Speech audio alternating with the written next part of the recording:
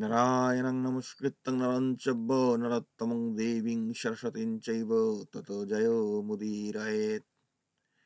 यदा यदा हि धर्मस्य ग्लानिर्भवति भारत अभ्युत्थानधर्मस्य तदात्मानं सृजाम्यहम्। परित्राणाय साधूनां विनाशाय च दुष्कृतं धर्मसंस्थापनार्थाय সম্ভবামি যুগে যুগে। সুধী দর্শক ও শ্রোতাবৃন্দ, আজকে আমাদের প্রতিদিনের মতো সকালের গীতা পাঠের আসর শুরু হচ্ছে। এখানে পাঠে রয়েছেন আমার সঙ্গে সরস্বতী এবং কৃষ্ণা। আচ্ছা মামনি এবং দিদি, তোমরা দুজনেই ইয়ে করো, মন্ত্রপাঠটা শুরু করো। মন্ত্রপাঠ করবে কে আজকে? সরস্বতী? হ্যাঁ, আচ্ছা ঠিক আছে, মন্ত্রপাঠটা শুরু করো। হ্যাঁ। ওম গণপতায় নমঃ, ওম গণপতায় নমঃ, ওম গণপতায় নমঃ। ওং গণপতায় নমঃ, ওং গণপতায় নমঃ, ওং গণপতায় নমঃ।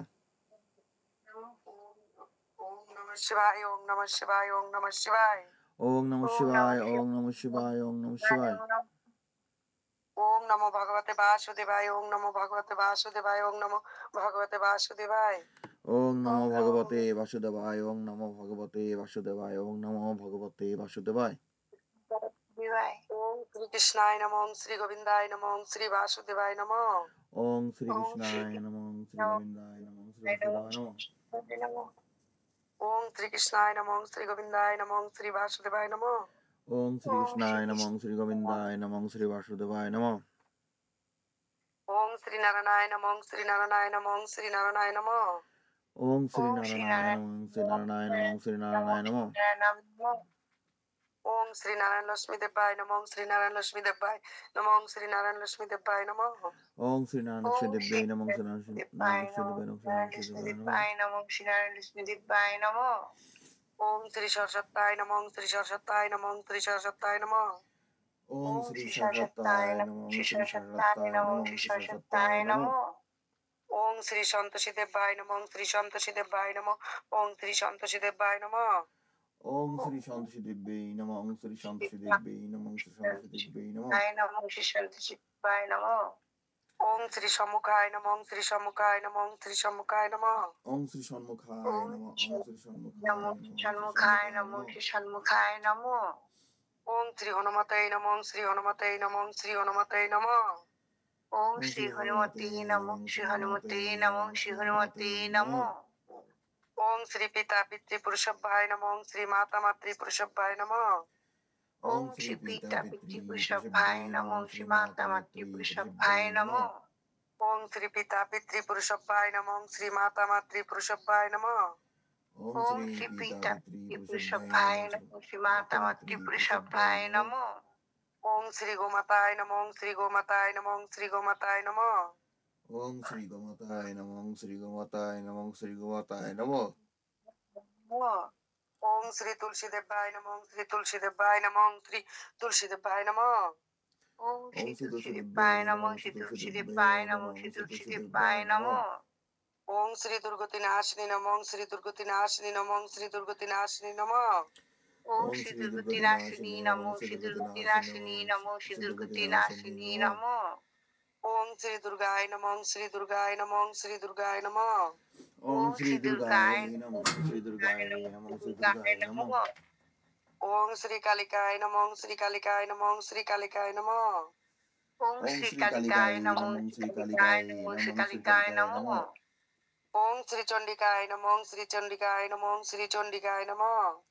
ওং শ্রী চণ্ডিকায় নমঃ, শ্রী চণ্ডিকায় নমঃ, শ্রী চণ্ডিকায় নমঃ। ওং শ্রী অন্নপূর্ণা দেবায় নমঃ, ওং শ্রী অন্নপূর্ণা দেবায় নমঃ, ওং শ্রী অন্নপূর্ণা দেবায় নমঃ। ওং শ্রী ওং শ্রী অন্নপূর্ণা দেবায় নমঃ, শ্রী অন্নপূর্ণা দেবায় নমঃ, শ্রী অন্নপূর্ণা দেবায় নমঃ। ওং শ্রী নবগ্রহায় নমঃ, ওং শ্রী নবগ্রহায় নমঃ, ওং শ্রী নবগ্রহায় নমঃ। ওং শ্রী ওং শ্রী নবগ্রহায় নমঃ, নবগ্রহায় নমঃ, শ্রী নবগ্রহায় নমঃ, শ্রী নবগ্রহায় নমঃ।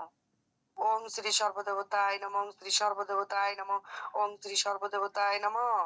ওং শ্রী ওং শ্রী সর্বদেবতায় নমঃ, শ্রী সর্বদেবতায় নমঃ, শ্রী সর্বদেবতায় নমঃ। ওং শ্রী রাধা কৃষ্ণায় নমঃ, ওং শ্রী রাধা কৃষ্ণায় নমঃ, ওং শ্রী রাধা কৃষ্ণায় নমঃ। ওং শ্রী ওং রাধা শ্রী রাধা কৃষ্ণায় নমঃ, কৃষ্ণায় নমঃ, শ্রী রাধা কৃষ্ণায় নমঃ, শ্রী রাধা কৃষ্ণায় নমঃ। ওং শ্রী রাম সীতায় নমঃ, ওং শ্রী রাম সীতায় নমঃ, ওং শ্রী রাম সীতায় নমঃ। ওং শ্রী রাম সীতায় নমঃ, ওং শ্রী রাম সীতায় নমঃ, ওং শ্রী রাম সীতায় নমঃ। ওং শ্রী শিবা পার্বতী নমঃ, ওং শ্রী শিবা পার্বতী নমঃ, ওং শ্রী শিবা পার্বতী নমঃ। ওং শ্রী শিবা পার্বতী নমঃ, ওং শ্রী শিবা পার্বতী নমঃ, ওং শ্রী শিবা পার্বতী নমঃ। ওং শ্রী গোপালায় নমঃ, ওং শ্রী গোপালায় নমঃ, ওং শ্রী গোপালায় নমঃ। ওং শ্রী গোপালায় নমঃ, ওং শ্রী গোপালায় নমঃ, ওং শ্রী গোপালায় নমঃ। ওং শ্রী গোবিন্দায় নমঃ, ওং শ্রী গোবিন্দায় নমঃ, ওং শ্রী গোবিন্দায় নমঃ। ওং শ্রী গোবিন্দায় নমঃ, ওং শ্রী গোবিন্দায় নমঃ, ওং শ্রী গোবিন্দায় নমঃ। ওং শ্রী মুকুন্দায় নমঃ, ওং শ্রী মুকুন্দায় নমঃ, ওং শ্রী মুকুন্দায় নমঃ। ওং ওম শ্রী শ্রী মুকুন্দায় মুকুন্দায় নমঃ, নমঃ, ওং ওম শ্রী শ্রী মুকুন্দায় মুকুন্দায় নমঃ, নমঃ, ওং ওম শ্রী শ্রী মুকুন্দায় মুকুন্দায় নমঃ। নমঃ। ওং শ্রী মা যশোদায় নমঃ, ওং শ্রী মা যশোদায় নমঃ, ওং শ্রী মা যশোদায় নমঃ। ওং ওম শ্রী শ্রী মা মা যশোদায় যশোদায় নমঃ, নমঃ, ওং ওম শ্রী শ্রী মা মা যশোদায় যশোদায় নমঃ, নমঃ, ওং ওম শ্রী শ্রী মা মা যশোদায় যশোদায় নমঃ। নমঃ। ওং শ্রী নন্দ মহারাজায় নমঃ, ওং শ্রী নন্দ মহারাজায় নমঃ, ওং শ্রী নন্দ মহারাজায় নমঃ।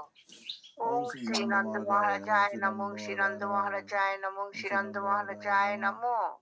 জয় শ্রীরাম, জয় শ্রীরাম, জয় শ্রীরাম। জয় জয় শ্রীরাম, শ্রীরাম, জয় জয় শ্রীরাম, শ্রীরাম, জয় জয় শ্রীরাম। শ্রীরাম।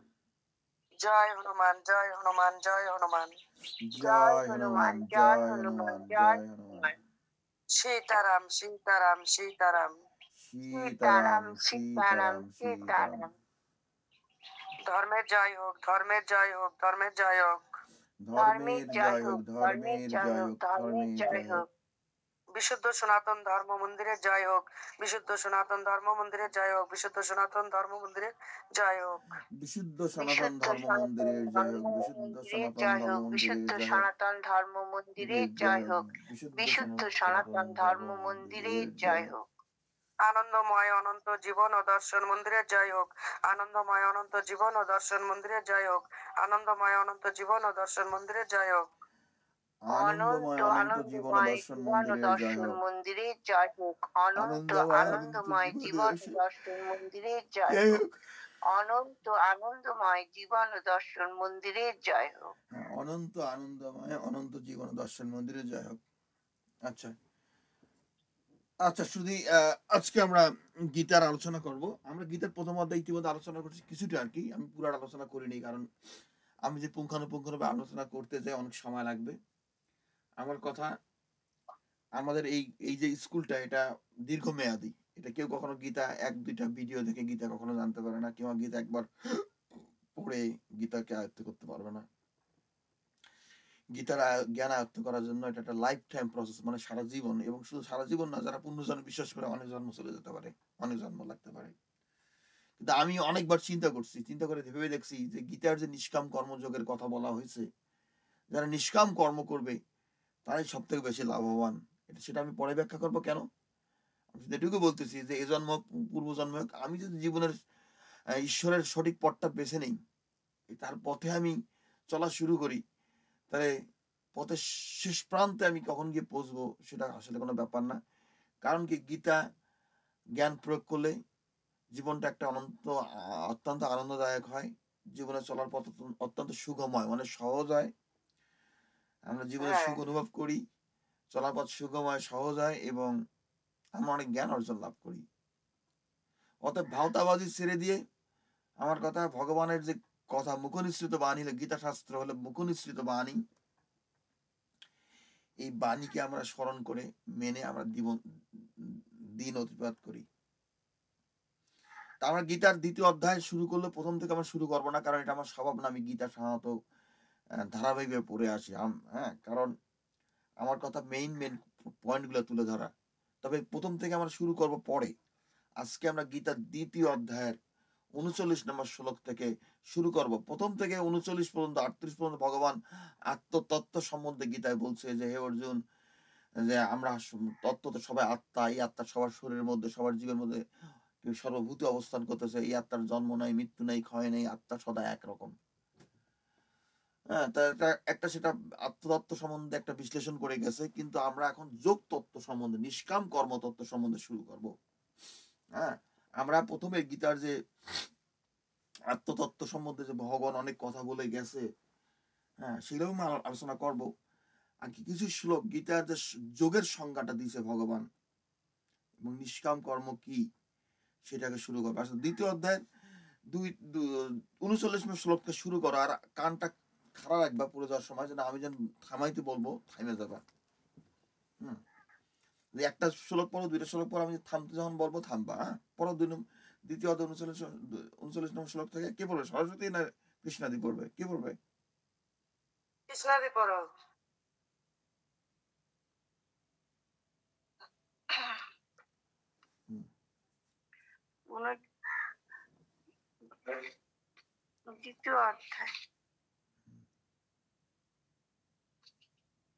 দ্বিতীয় অধ্যায়, সাংখ্য যোগ, 39 নম্বর শ্লোক।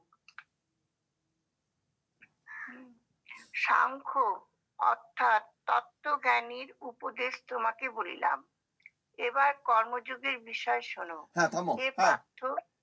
হ্যাঁ থামো। আমি সাংখ্য বা তত্ত্বজ্ঞানের উপদেশ, তত্ত্বজ্ঞান বলতে আত্মজ্ঞান, আত্মজ্ঞানের কথা। সাংখ্য হলো কি আত্মার বিশ্লেষণ আর কি, সাংখ্য তত্ত্ব। সবকিছুর মধ্যে আত্মা বিদ্যমান আর কি, আত্মা বিদ্যমান। হ্যাঁ, সেটা যে আমরা উপলব্ধি করতে পারি, আমরা কিন্তু ঈশ্বর লাভ করতে পারি। হ্যাঁ, এখন বলতে আমি তত্ত্বজ্ঞানের কথা বললাম, সাংখ্য তত্ত্বের কথা বললাম। এখন কি বলছে? কর্মযোগের কথা শোনো, তাই না? হ্যাঁ, এই কথা বলছে, মানে নিষ্কাম কর্মযোগের। এখানে বলতে হবে এখন তুমি নিষ্কাম কর্মযোগের কথা শুনো। কেন ভগবান কথাটা বলতেছে যে আমরা কিভাবে নিষ্কাম কর্ম করে নিজের শরীরের ভিতরে আত্মা আছে কিংবা এই সমগ্র জগৎ যে ঈশ্বর ব্যাপ্ত আছেন তা আমরা জানতে পারি। নিষ্কাম কর্ম করে আত্মতত্ত্ব সম্বন্ধে জ্ঞান অর্জন করা যাবে। মানে আমরা যারা ধ্যানের মাধ্যমে অর্জন করি, নিষ্কাম কর্ম করে ঈশ্বর সম্বন্ধে জ্ঞান অর্জন করা যাবে, যে শক্তি বিশ্ব ব্রহ্মাণ্ড ব্যাপ্ত করে আছেন। হ্যাঁ, যিনি কর্মের ফলদাতা। মনে রাখবা, আমাদের এই স্কুলের জন্য কেউ কেউ আত্মা শব্দ এবং ঈশ্বর শব্দ বিভিন্ন জায়গায় বিভিন্নভাবে ব্যবহার করছে।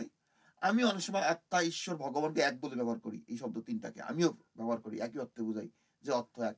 আবার অনেক ক্ষেত্র আছে যে এই তিনটা শব্দকে আমি আলাদা হিসেবে ব্যবহার করব। অতএব যারা কিনা, এটা আমাদের শাস্ত্রে মনে রাখবা যে একটা শব্দকে বিভিন্ন জায়গায় বিভিন্নভাবে ব্যবহার করা হয়, তার যেটা করে প্রেক্ষাপট, কনটেক্সটে তোমাকে বুঝতে হবে যে শব্দটার অর্থটা কি। তো মূলত আত্মা বলতে আমরা দেহের মধ্যে অবস্থিত আত্মাকে বুঝবো। সেই আত্মায় যখন সমগ্র জগৎ ব্যাপ্ত করে থাকে তখন তাকে আমরা ঈশ্বর বলবো, এবং সে নিরাকার তত্ত্ব। এবং ভগবান বলতে তাকে বুঝবো সেই নিরাকার ব্রহ্ম, যেটা নিরাকার ঈশ্বর, যেটা একজন ব্যক্তি হিসেবে আমাদের কাছে ধরা দেয়। ব্যক্তি কিংবা একটা এন্টিটি ইংরেজিতে বলা যায়। সে ব্যক্তি বলতে কি, আমরা একটা কুকুর হইতে পারে, একটা গাছ হইতে পারে, একটা বিড়াল হইতে পারে, একটা মানুষ হইতে পারে, একটা সত্তা হিসেবে, একটা এন্টিটি হিসেবে, সেটা হলো ভগবান। হ্যাঁ,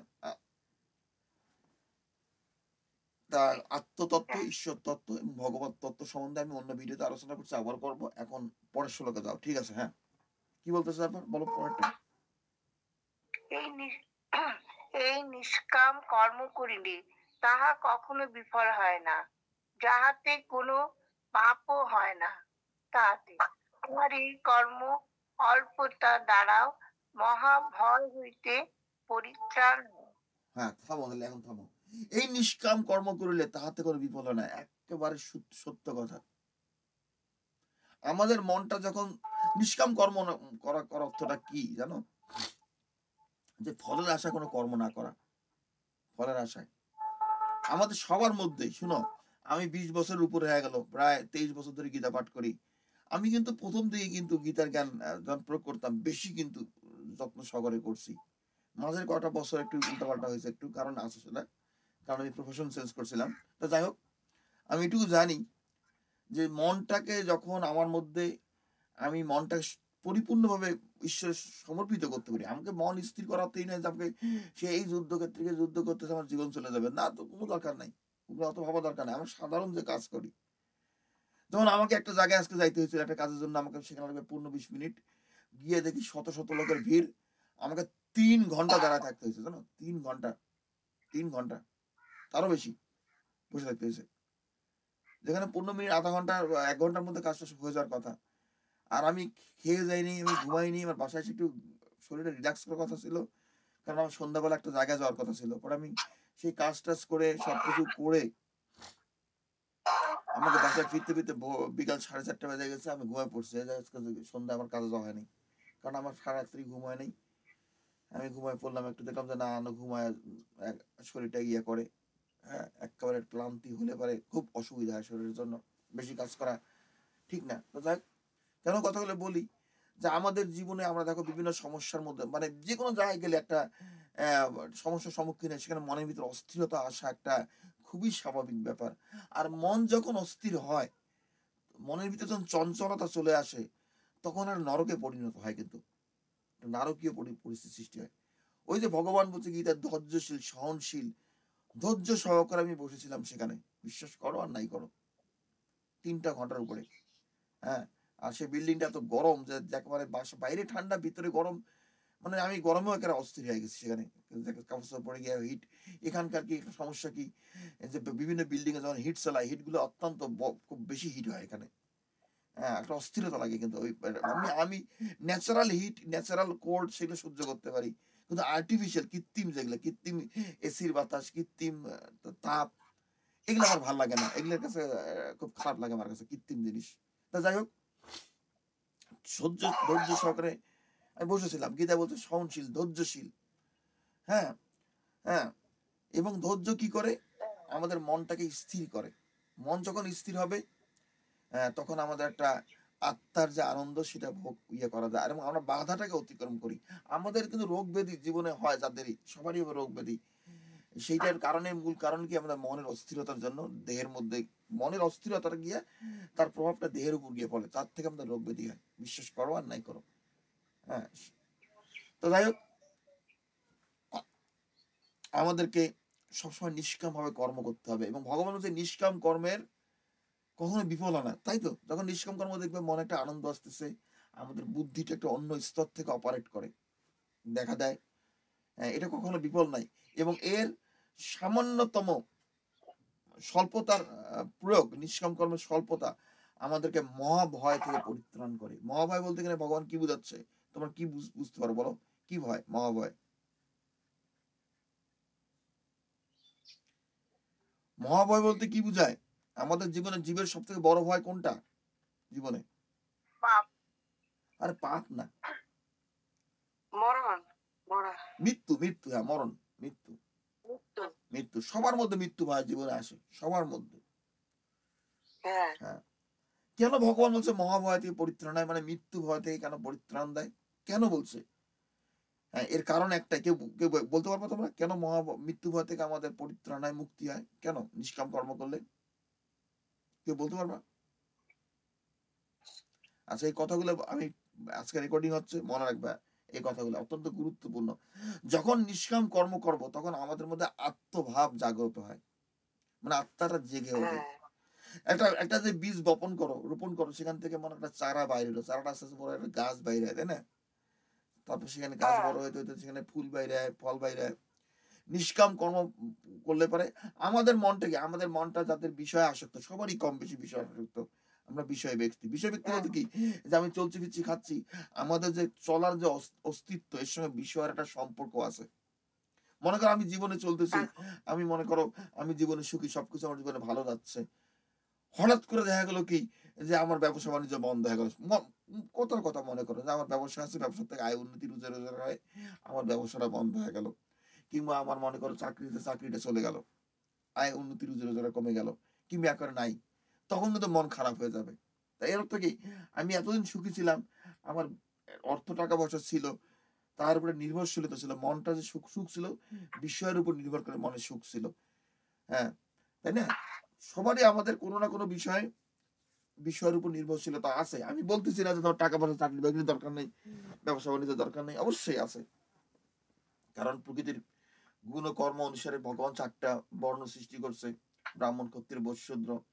আমরা সবাই কর্ম করব, সবাই অর্থ উপার্জন করবো, এবং এই স্কুলের মূল উদ্দেশ্যই হলো যে ব্যবসা করে কিংবা কৃষিকাজ করে কিংবা অন্য কর্ম করে অর্থ উপার্জন করে নিষ্কাম ভাবে করে কিভাবে আমরা ঈশ্বর লাভ করি। কিন্তু আমি উদাহরণ দেওয়ার ইয়েতে বলতেছি যে দেখো, আমাদের জীবনে চলার পথে সবার নির্ভরশীলতা আছে, আমরা যে কোনো সুখ অনুভব করি না কেন, তাই না? কিন্তু আমরা যে কিনা নিষ্কাম কর্মী হবে, সে নিষ্কাম কর্ম করতে করতে তার মনকে এমন পর্যায়ে নিয়ে গেছে যে কোনো বাহ্য বিষয়ের প্রতি, বাহ্য বস্তুর প্রতি তার কোনো নির্ভরশীলতা থাকে না। সে বিষয়ের মধ্যেই থাকবে, সে বিষয় নিয়েই চলাফেরা, সে কোনো এখানে সবকিছু ছেড়ে দিয়ে সে কোনো সন্ন্যাসী হবে না, না সেটা গীতা শিক্ষা না। সে বিষয়ের মধ্যে আমরা সেই শ্লোকগুলো আলোচনা করব, কিন্তু বলতেছি বিষয়ের প্রতি যে আসক্তিটা থাকবে না। আচ্ছা, ভালো একটা উদাহরণ দিতে দিতে পারি। ইন্ডিয়াতে যখন ডিমনিটাইজেশন হয়েছিল, তোমরা যেখানে থাকো কলকাতায়, পশ্চিমবঙ্গে শিলিগুড়ির কাছে, আজকে ওরা নাই, তোমরা হয়তো শোনো নেই গল্পটা, তারা আজকে আসে নাই, এটা চোপড়াতে হয়েছে। যে যখন ডিমনিটাইজেশন হলো, সবাইকে গিয়ে টাকা কিন্তু ইন্ডিয়ান ব্যাংকে জমা দিতে হয়েছিল, অনেক টাকা ক্যাশ, অনেকে পারে নাই। এটা মোদি গভর্নমেন্ট করছিল, যারা ব্ল্যাক মানি অবৈধভাবে অর্থ উপার্জন করে তাদের মানিগুলোকে, টাকাগুলোকে ধরার জন্য আর কি। হ্যাঁ, মানুষ তো কোটি কোটি টাকা কামায়, অনেকে টাকা কামায় নাকি মাটির নিচে পুঁতে রাখছে, এরকম করছিল, ক্যাশে নগদ টাকা কামাইছে, তারা গভর্নমেন্টকে ট্যাক্স দিচ্ছিল। তো এরকম একটা ঘটনা ঘটছিল চোপড়ার ডাক্তারের আর কি। সে অনেক টাকা কামাইছিল, অর্থ উপার্জন করছিল, সে টাকাগুলো ব্যাংকে গিয়ে জমা দিতে পারেনি এবং কোটি কোটি টাকা তার নাকি নষ্ট হয়ে গেছিল। তারপরে গিয়ে সে টাকাগুলো সে নাকি নদীতে, পুকুরে ফেলাই দিয়েছিল, পুকুরে ফেলাই দিয়ে সে জলে ডুবে আত্মহত্যা করছে। তা দেখো, টাকা তোর গেল গেল, তোর জীবন যাবে কেন, তাই না? কথা হলো, টাকা গেছে গেছে, তোর জীবনটা তুই যাবি কেন? টাকা পয়সা তো, অর্থ তো জীবনের জন্য, জীবনটা তো টাকা পয়সা অর্থের জন্য নয়, কথা তাই না? তো এরা হলো এরা হলো সম্পূর্ণ। আমাদের চাকরি বাকরি ব্যবসা চলে গেলে একটু মনটা খারাপ হইতে পারে, তাই বলে একেবারে জীবন দেওয়া, একেবারে আত্মহত্যা করা, এটা তো ভয়ানক জিনিস, ভয়ানক। আমি বলতেছি কি, দেখো, তারা যে কর্ম করে তার বিষয় ব্যক্তি, অর্থ টাকা পয়সা অর্জন করার জন্য, সেই অর্থ বিষয় যখন চলে যাবে, তাই না, তখন তারা জীবনে আর কোনো মূল্য খুঁজে পায় না, জীবনটাই তারা ধ্বংস করে দেয়। যারা নিষ্কাম কর্মী, তাদের কাছে কিছুই না, তাদের কাছে কোনো বিষয় না। যেমন পঞ্চপাণ্ডবের কথায় দেখো, পাশা খেলা হাইরে গেল, সে রাজপ্রাসাদ ছাইরা, সবকিছু দিয়া, রাজত্ব ছাইরা তারা বনে চলে যায়। তাদের মধ্যে বৈরাগ্যটা কত বড়, চিন্তা করতে পারবা? আধুনিক যুগে এটা কেউ হবে যে তুমি পাশা খেলায় বসছো, তুমি তোমার সব সম্পত্তি হারিয়ে গেছো, এখন তুমি ই করতে না গেলে আমার দিয়ে আমি বনে যাইতে হবে, কেউ যাবে এই যুগে? কেউই যাবে না, কেউ যাবে না। সে বলবে, আর কিডিং মি, তুমি আমার সঙ্গে যোগ করতেছো? এই পাশে গেলাম, আমার মুখ দিয়ে কইছি আর হয়ে গেল, আমি তোমাকে দিয়ে দেবো সবকিছু আমার? কেউ দিতে চাবে না, হারলে পারেও দিতে চাবে না। আমি যোগ করে কৌতুক করে করছি, যাক। কিন্তু তারা নিষ্কাম কর্মী, তারা এমন ভাবে কর্ম করবে, তাদের বিষয়ের মধ্যে থাকবে, কিন্তু বিষয়ের সঙ্গে কোনো বিষয়ের প্রতি কোনো আসক্তি থাকবে না। এবং আসক্তি যেন না থাকে, আমরা সেইভাবে নিজেকে গড়ে তুলতে পারি, সেই জন্য আমরা নিজেকে ট্রেন করতে হবে আমাদেরকে। হ্যাঁ, তো যাই হোক, এই নিষ্কাম কর্ম করিলে তাতে কোনো বিফল হয় না, এর স্বল্প প্রয়োগ আমাদেরকে মহাভয় থেকে পরিত্রাণ করে। হ্যাঁ, পরের ষোলোটা পড়ো।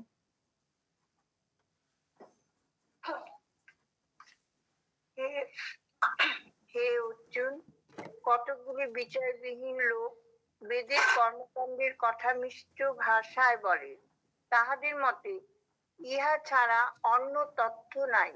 জন্ম কর্ম ফলপদ বহু ক্রিয়াযুক্ত ভোগেশ্বর্যে তাহারা সর্বদা কামনা পরায়ণ ও স্বর্গকামী হয়। ইহাতে মুগ্ধ ভোগেশ্বর্যে আসক্ত ব্যক্তির বুদ্ধি ঈশ্বরে স্থির থাকে না। হ্যাঁ, হ্যাঁ, বুদ্ধি, হ্যাঁ, হ্যাঁ, পড়ো পড়ো পড়ো, তারপরে। হ্যাঁ, আচ্ছা, হ্যাঁ, আমার কথা কি, যে ভগবান, তুই পরের শ্লোকটা যদি পড়ো, আমি একটু উল্টা করে পড়ি, যে ভগবান গীতায় বলছে যে সকাম কর্ম করে যারা, তাদের বুদ্ধি বহু শাখা বিশিষ্ট। এটা সত্য কথা। হ্যাঁ, আমি দেখবা গীতায় কর্ম করতে গিয়ে আমাদের সবার মধ্যে সকাম কর্ম করার একটা প্রবণতা আছে। হ্যাঁ, সকাম কর্ম করতে কোনো অসুবিধা নাই, কর্ম করা ভালো, কর্ম করা না করলে করা ভালো, কিন্তু মনে রাখবে যে বৈদিক কর্ম কইরা যেটা, কেউ কখনো মুক্তি লাভ করতে পারে না। হুম, হুম। ভগবান গীতা সুস্পষ্ট। দেখো, আমাদের গীতা যারা ব্যাখ্যা করে, হ্যাঁ, যারা আমি কারো, শোনো, এখানে কারো সমালোচনা নিন্দা করতে চাই না, কিন্তু মূল জিনিসটা ধরে থাকতে হবে। আমরা কৃষ্ণের উপাসনা করি, আমরা গীতার ব্যাখ্যা দেই বৈদিক ভাবে। গীতা এবং বেদের মধ্যে একটা আকাশ এবং পাতাল পার্থক্য। কি কথা বুঝতে পারতেছো? হ্যাঁ, যারা অনেকে গীতার প্রকাশনা করে আন্তর্জাতিক খ্যাতি নাম করছে, তারা আন্তর্জাতিক, এবং তারা বলে ভেদিক লিটারেচার, বৈদিক ধর্ম। না, না, না, ভগবান অর্জুনকে এখানে বৈদিক ধর্মের কথা বলতেছে না। এখানে গীতা নিয়ে কথা বলতেছে। গীতা এবং বেদ এক জিনিস নয়। যারা গীতা পড়ছে, যারা বেদকে এক জিনিস ভাবে, তাদের চোখ এখনো অন্ধ। তারা কিছু গীতা পড়ে কিছু বুঝতে পারছে না। গীতায় বলছে, হে অর্জুন, কিছু কিছু লোক, আবার পরবর্তী শ্লোকটা, কিছু কিছু লোক বেদের সকাম কর্মের কথা বলে। কি লিখছে আবার বলো তো, শ্লোকটা প্রথম থেকে, একটা শ্লোক পড়ো প্রথম থেকে, আবার যেটা পড়লা।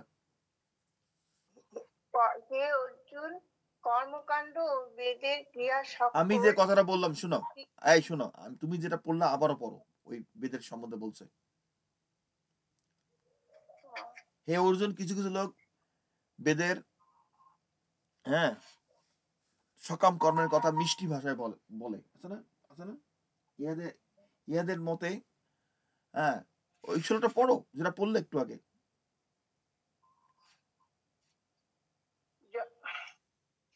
কতগুলি বিচারবিহীন লোক বেদের কর্মকাণ্ডের কথা মিষ্ট ভাষায় বলে। হ্যাঁ, হয়েছে, শোনো, হয়েছে। কতগুলি বিচারবিহীন লোক, দেখো গীতা যখন পড়তে হবে, আমরা যে কোনো শ্লোক পড়ার আগে আমরা গীতার যে দুই একটা শব্দ সেটা নোট নিতে হয়। এখানে বলছে বিচারবিহীন লোক, আসলেই তো একেবারে কথা তো। যারা বৈদিক ধর্ম পালন করে তাদের মধ্যে বিচার, বুদ্ধি, বিবেক, জ্ঞান বলে কিছুই নেই। কেন কি, বেদ হলো কি, বেদের যারা সাধনা করে, এটা রিচুয়ালিস্টিক রিলিজন, মানে আচার ভিত্তিক। এই মন্ত্র পাঠ করা, এই মন্ত্র পাঠ করলাম, এই করলাম। এই যে আমাদের বাংলাদেশে হিন্দুদের উপর আক্রমণ হয়েছে, টাইম স্কোয়ারে তারা সবাই মিলিত হয়েছে, তারা মন্ত্র পাঠ করছে, তপ্ত কাঞ্চন গৌরাঙ্গী রাধে বৃন্দাবনেশ্বরী। আরে বাবা, রাধারমতির গায়ের রং তপ্ত কাঞ্চনের মতো মানুষ হিন্দুগুলো মরতেছে বাংলাদেশে, তোমার রাধারানীর গায়ের রং তপ্ত কাঞ্চন দিয়ে তুমি এনে কি করবা? এই আলোচনা সভায় রাধে বৃন্দাবনেশ্বরী, কিন্তু বৃন্দাবনেই থাকেন, তিনি তো টাইম স্কোরে আসবেন না, তাই না? টাইম স্কোরের শরীর তিনি হচ্ছেন না, এটা তার সে বৃন্দাবন না। আর বৃন্দাবনের যে রূপ, রাধাকৃষ্ণের রূপ দিয়ে তুমি বাংলাদেশের হিন্দুকে তুমি কেমনে তুমি রক্ষা করবা? এই জন্য তো আমাদের শাস্ত্রে দেখো, বিভিন্ন দেব দেবতাতে মা সরস্বতীর মন্ত্র পাঠ করো, সেটা আলাদা কথা। তুমি মা সরস্বতী, যার হাতে কোনো অস্ত্র নাই, তার মন্ত্র পাঠ করো, সেও তোমাকে এমন বুদ্ধি জ্ঞান দিবে যার মাধ্যমে তুমি যুদ্ধক্ষেত্রে গিয়া জয়লাভ করবা। আমরা অনেকেই তো জানে না যে, তাই নাকি, আমাদের অনেক হিন্দুই জানে না যে যুদ্ধক্ষেত্রে যাওয়ার আগে, যুদ্ধের প্রস্তুতি নেওয়ার আগে মা সরস্বতী সাধনা করতে হয়। কারণ এখনকার হিন্দু রয়েছে মরা হিন্দু। কারণ কি, মা সরস্বতী কি বিদ্যার দেবী, জ্ঞানের দেবী, তিনি আমাদের বুদ্ধি বিবেক দেন। এই জন্য কি বলছে, কতগুলি বিচারবিহীন লোক, তিনি আমাদের মধ্যে বিচার জাগ্রত করবেন, বাজ বিচার দিবেন, যে এটা করা যাবে, ওইটা করা যাবে না, এইভাবে কথা বলতে হবে, ওইভাবে কথা বলা যাবে না, এটা করা ঠিক, ওটা করা ঠিক না। এই জ্ঞানগুলো মা সরস্বতী দেয়, এই বুদ্ধিগুলো, বিদ্যা জ্ঞান না। আমরা শুধু অন্ধের মতো মন্ত্র পাঠ করে গেলাম। মনে করো যে তুমি এখন যেখানে থাকো সেখান থেকে শিলিগুড়ি যাবা ইন্ডিয়াতে, মনে করো, তোমার নাম জানি, জায়গাটার নাম জানি কি বলো তো? হ্যাঁ, গঙ্গারামপুর থেকে তুমি শিলিগুড়িতে যাবা, তাই না? এখন কেউ যদি মনে করো কলকাতা থেকে নিউ দিল্লি গেছে, সেটা সে গেছে এবং জানে কলকাতা নিউ দিল্লি যাওয়ার পথটা কি, সে জানে, তখন কবে তুমি এখন কইলা যে এই আমি তো গঙ্গারাম থেকে শিলিগুড়ি যাব, আমাকে বলে দাও। সে এখন কলকাতা থেকে নিউ দিল্লি যাওয়ার রাস্তাটা বলে দিল, সেটা দিয়ে কোনো কাজ হবে? কাজ হবে কোনো কাজ হবে না। তো বইদের মধ্যে বিভিন্ন তত্ত্ব কথা আছে, বিভিন্ন মন্ত্র আছে, বিভিন্ন দেবদেবী দেবতার ইয়ে আছে, কি বলে, প্রশংসা করা আছে, ইউলজি বলে যেটা ইংরেজিতে। আমি অনেক জিনিস ইংরেজিতে পড়ছি আমেরিকা আসার পর, এই জন্য আমার ইংরেজি শব্দই বাইর হয় বাংলার থেকে, কারণ বই তো আমাদের বাংলা তেমন পাওয়া যায় না। তো যাই হোক, যে এখন আমরা অনেকে বেদের মন্ত্র পাঠ করে, জানে না কখন কোন মন্ত্র পাঠ করতে হইব, কিভাবে পাঠ করতে হইব, তাই না? তুমি সেমাই রান্না করতে গিয়া যদি এখন যে বিরিয়ানি রান্না করে তার মশলাগুলো দাও, তাহলে সেমাইয়ের অবস্থাটা কি হবে? সেটা হয়ে গেছে তপ্ত কাঞ্চন গৌরাঙ্গী রাধে বৃন্দাবনেশ্বরী। তারা ভারতে, বাংলাদেশের মধ্যে হিন্দু নির্যাতন হইতেছে, মান ইয়ে করতেছে, সেখানে তার প্রতিবাদে তারা রাধারানীর গায়ের রং কইতেছে আর কি। তারা মন্ত্র পাঠ করে এইভাবে। হ্যাঁ, কারণ কি তারা যে কৃষ্ণের উপাসনা করে, কৃষ্ণের পূজা করে, সেটা বৈদিক ভাবে করে। তাদের লিটারেচার যদি পড়বা, তারা সবসময় বলতেছে এটা বৈদিক ধর্ম, বৈদিক ধর্ম, বৈদিক ধর্ম। তারা যে তাদের মহাপুরুষরে, তাদের ভগবানরে পালন করে, তারা বলবে সে হলো বেদের পণ্ডিত, সে হলো বেদের একজন পণ্ডিত ছিল। এখন এই শ্লোক পড়ো, দ্বিতীয় অধ্যায় দেখো, আমাদের হিন্দুরা শত শত বছর ধরে অনেক মন্দিরে যাবা, তারা সুর কইরা গান কইরা গীতা পাঠ করে, কিন্তু এই যে কথাগুলো লেখা আছে তাদের চোখে কখনো ধরাই পড়ে না। এখানে ভগবান বেদ সম্বন্ধে কি বলতেছে, তাদের কোনো তাদের কোনো ধারণাই নাই বেদ সম্বন্ধে। ভগবান কি তাই বলতেছে যে কতগুলি বিচারবিহীন লোক বেদের কর্মকাণ্ডের কথা মিষ্টি ভাষায় বলে। কেন কর্মকাণ্ডের কথা বলে? বৈদিক কর্মকাণ্ড, কারণ বৈদিক কর্মকাণ্ডে কি উচ্চ বংশ জন্ম আছে না? পরে তো পড়াশোনাটা, হ্যাঁ পরে পরে কি বলছে, তাহাদের মতে ইহা ছাড়া অন্য তথ্য নাই। জন্ম কর্ম ফলপদ বহু ক্রিয়াযুক্ত ভোগের সহ্যে তাহারা সর্বদা কামনা পরায়ণ ও স্বর্গকামী হয়। হ্যাঁ তারা কামনা পরায়ণ হয়। এই শোনো, তারা ভোগ ঐশ্বর্যে কর্ম ফলপ্রদ, বিভিন্ন কর্ম ফলপ্রদ, মানে তাদের মধ্যে আকাঙ্ক্ষা থাকে। তারা বিভিন্ন যজ্ঞ করে, বৈদিক যজ্ঞাতি, তার একটা কি বলে আকাঙ্ক্ষা আছে। শুনো, আমাদের শাস্ত্র কখনই বলে না, গীতা কিন্তু কখনই বলে নাই যে তুমি যাগযজ্ঞাদি করবে না, কিংবা বৈদিক যে তত্ত্ব কথা আছে, কিন্তু সেগুলো সকাম ভাবে না করে নিষ্কাম ভাবে করতে হবে।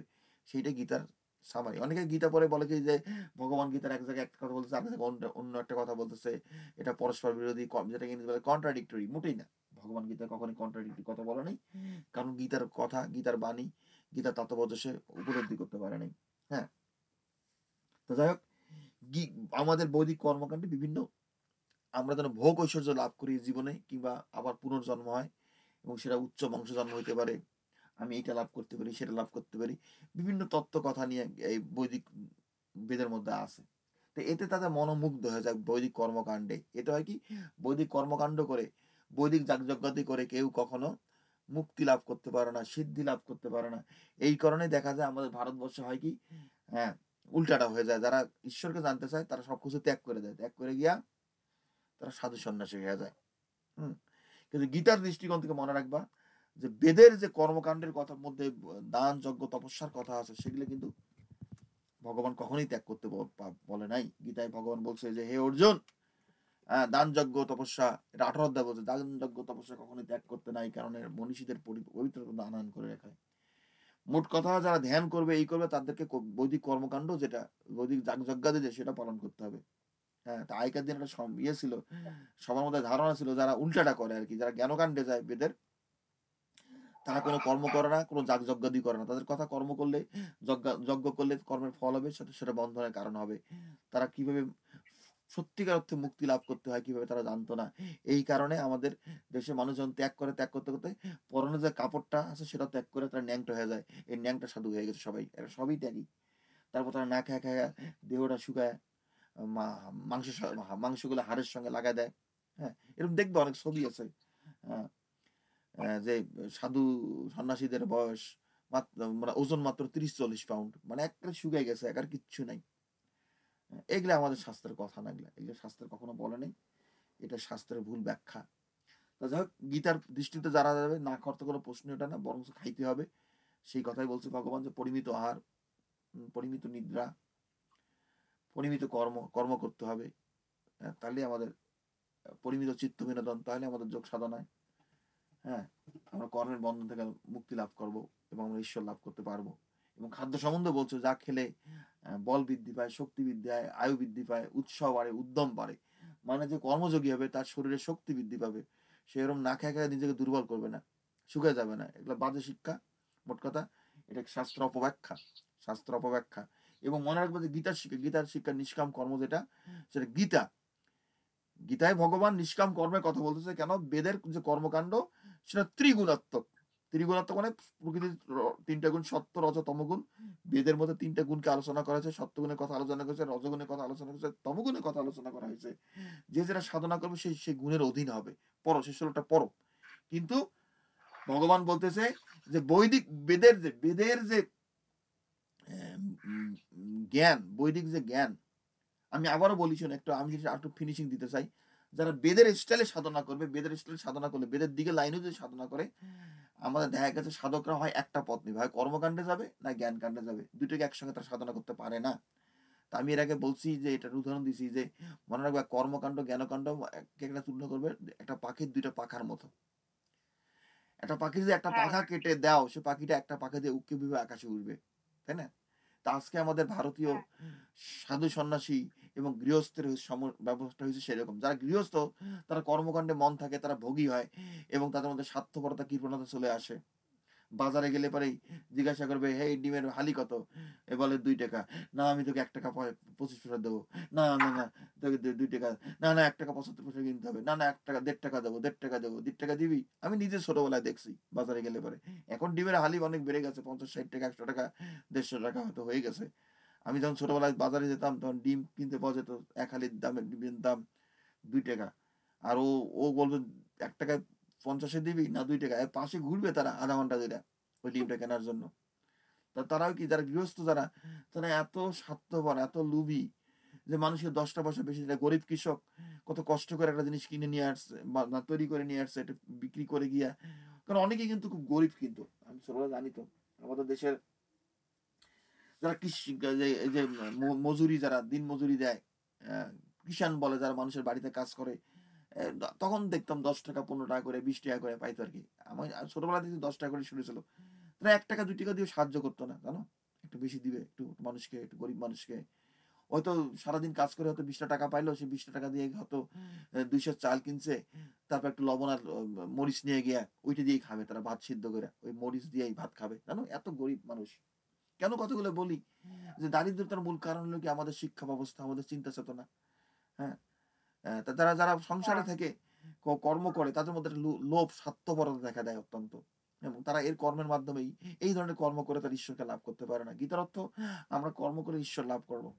হ্যাঁ, আর তেমনি অনেক বিক্রেতা আছে, অনেক জিনিস বিক্রি করে, ডিমের কথা বাদ দিলাম, তারা হয়তো অনেক লাভবান, অনেক ধনী।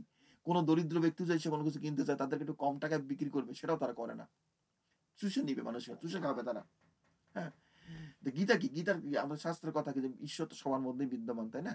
জীবের সেবা হলো ঈশ্বর সেবা। মানুষ, তুমি তোমার একটা বিক্রেতা বিক্রেতার সম্পর্কের মধ্যে তো আধ্যাত্মিকতা আছে, তাই না? ভালোবাসা প্রেম আছে। হ্যাঁ, একজন আরেকজন সাহায্য করো, দয়া দেখাও, এর মধ্যে দিয়ে আমরা ঈশ্বরের কাছে পৌঁছাই। স্বার্থপরতা দিয়ে ঈশ্বরের কাছে পৌঁছানো যায় না।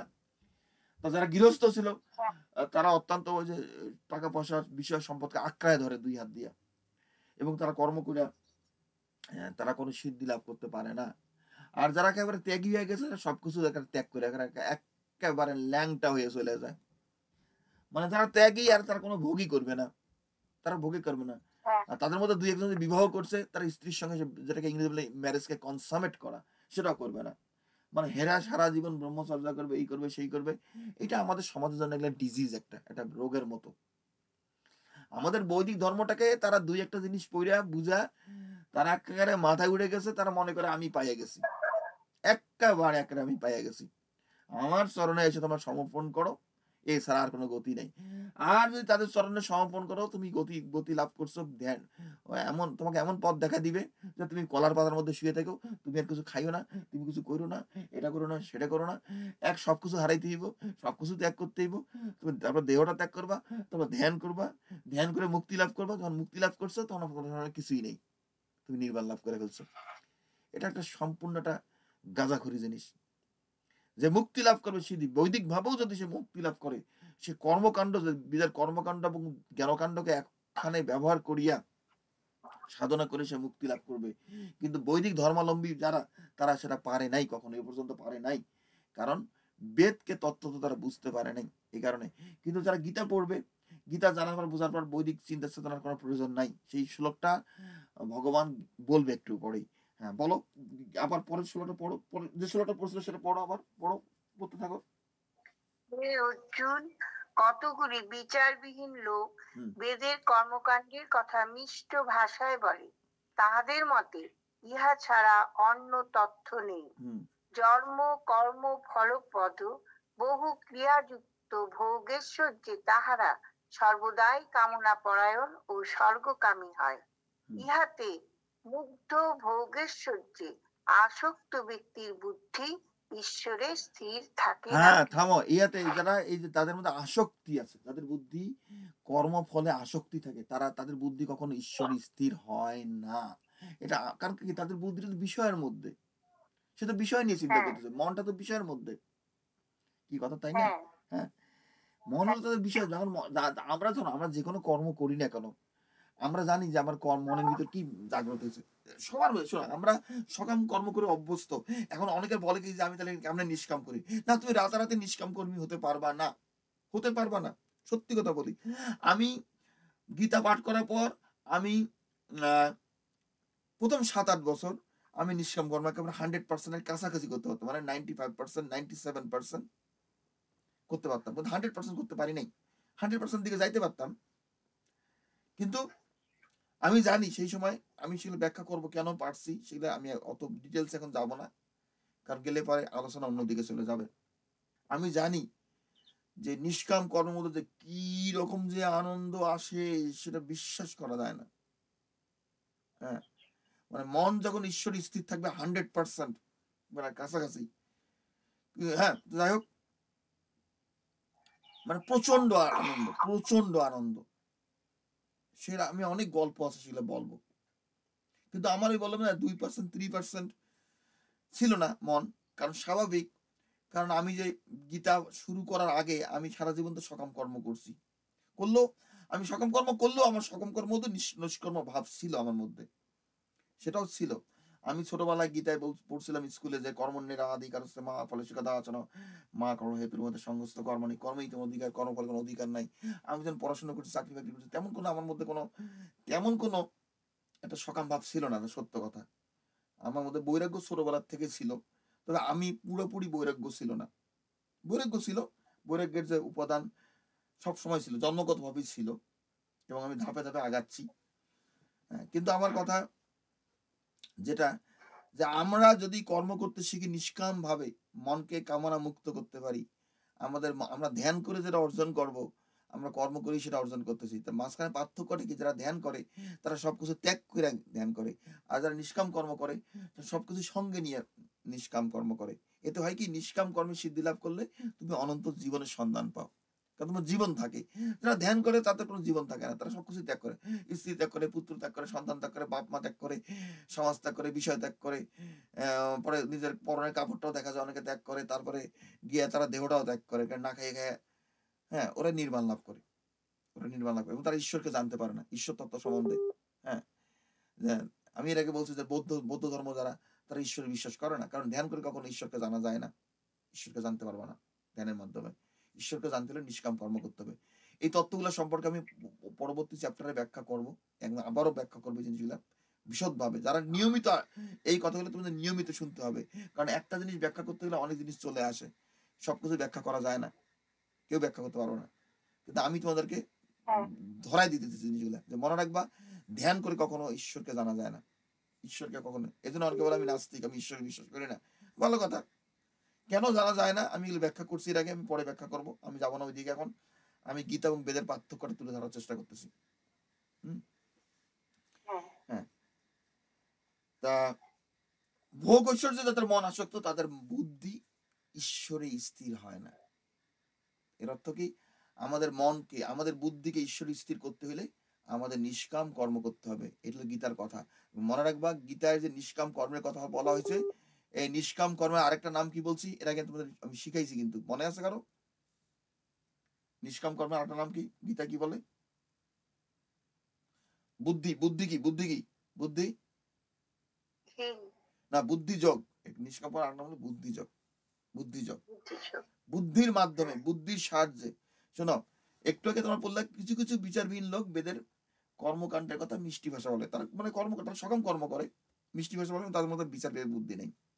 এবং সত্যি কিন্তু হ্যাঁ, যারা কর্মকাণ্ড করে তারা কিছু মন্ত্র পাঠ করে, এই সেই পাঠ করে এবং তারা সেই মন্ত্রগুলা হুড়হুড় করে পড়ে যায় মনে করে এইটা দিয়ে হ্যাঁ, আমি বললাম না যে তুমি এখন যাইবা গঙ্গারামপুর থেকে শিলিগুড়ি তুমি রাস্তায় যাইতেছো কলকাতা থেকে নিউ দিল্লি কেমনে যাইতে সেই রাস্তায় ওটা সেই সেই যানবাহনে যাইতেছো ওটাতে কি কি লাভ হয় কি হবে তোমার তুমি তো অন্য জায়গায় পৌঁছে গেলা আমরা যে হ্যাঁ, হুড়মুড় করে বিভিন্ন মন্ত্র পাঠ করে বিভিন্ন জায়গায় গেলে সে মন্ত্রের সঙ্গে তোমার পারিপার্শ্বিক অবস্থার কোনো মিল মিল থাকেই না অনেক সময় কিন্তু মানুষ খালি মন্ত্রটা ওইভাবে বলা যায়। কিন্তু আমার চ্যানেলে শোনো, আমার স্কুলে আমি তোমাদের গীতাও শিখাই, আমি বৈদিক মন্ত্র কিছু দিছি, বৈদিক মন্ত্র আমরা বেদও পাঠ করবো, বেদও ইয়ে করবো। কারণ কি, নিষ্কাম কর্মের জন্য মনকে প্রস্তুত করার জন্য অনেক সময় লাগবে, এবং তুমি মহাসমুদ্রের মধ্যে গিয়ে হিমশিম খাইতে পারো, হাবুডুবু খাইতে পারো। এই জন্য আমি আমার স্কুল যেটা, যে মন্ত্র, যে মন্ত্র পাঠ করে নেই, যে তোমাদের বললেন অঙ্গনাপতায় নমঃ অঙ্গনাপতায় নমঃ ওং নমঃ শিবায় ওং নমঃ শিবায়, এই যে মন্ত্রগুলো দিছি, এটা হ্যাঁ, বৈদিক ভাবে দেওয়া, এটা বেদের চর্চা করা। হ্যাঁ, বৈদিক ভাবে করা হচ্ছে এটা। কারণ এটার কারণটা কি, যে যারা কোনোদিনও ঈশ্বর সাধনা করে নাই, যাদের মধ্যে কোনো অভ্যাসে নাই, যারা আমাদের বৈদিক ভাবে এই যে আগেকার দিনে যজ্ঞাদি করতো, তাদের মধ্যে অনেক চরিত্র কোয়ালিটি ছিল। তারপরও যেমন পাণ্ডবরা ছিল বৈদিক ধর্মাবলম্বী, তো পাণ্ডবরা তাদের মধ্যে ধর্ম জ্ঞান ছিল, তো অনেক, তারা অনেক উপরে ছিল, তাই না, অনেক ঊর্ধ্ব স্তরের ছিল। হ্যাঁ, সেই জন্য তো ভগবান হ্যাঁ, অর্জুনকে গীতা শাস্ত্র বলছে, দেখবো পাণ্ডবদের যে কোয়ালিটি, তাদের যে বুদ্ধি জ্ঞান ছিল, তাদের যে স্বভাব চরিত্র ছিল, সেটা অর্জন করাই মানুষের অনেক জন্ম জন্ম করে সাধনা করার কথা, তাই না? হ্যাঁ, তাছাড়া হ্যাঁ, এখানে হ্যাঁ, ভগবান অর্জুনকে টেনে তুলতেছেন সেই গীতার আত্মস্তরে, গীতার নিষ্কাম করার মাধ্যমে। তা অর্জুনের মতো মানুষকে, সাধককে ভগবান গীতা বলছে। গীতা কিন্তু অনেক ঊর্ধ্ব স্তরের জিনিস, অনেক ঊর্ধ্ব স্তর। কারণ অর্জুন ছিল ইতিমধ্যে অনেক ঊর্ধ্ব স্তরের, এবং তাকে আরো অনেক ঊর্ধ্ব, একেবারে সর্বোচ্চ স্তরে টেনে তুলতেছে। অনেকে বলে কি যে গীতা হলো নিম্ন শ্রেণী মানুষের জন্য। আমি শোনো, আলোচনা ওদিকে নিতে যাই না, এরা হলো সম্পূর্ণ গর্দভ ব্যক্তি, একেবারে। হ্যাঁ, ওই যে কোথাও কিছু বিচারবিহীন লোক, এদের মধ্যে কোনো বিচারবিহীন বুদ্ধি জ্ঞান বলে কিছুই নেই, কিছু নেই। তারা গীতা শাস্ত্র বোঝে না, তারা গীতা শাস্ত্র বোঝে না, গীতা সম্বন্ধে উল্টাপাল্টা কথা বলে।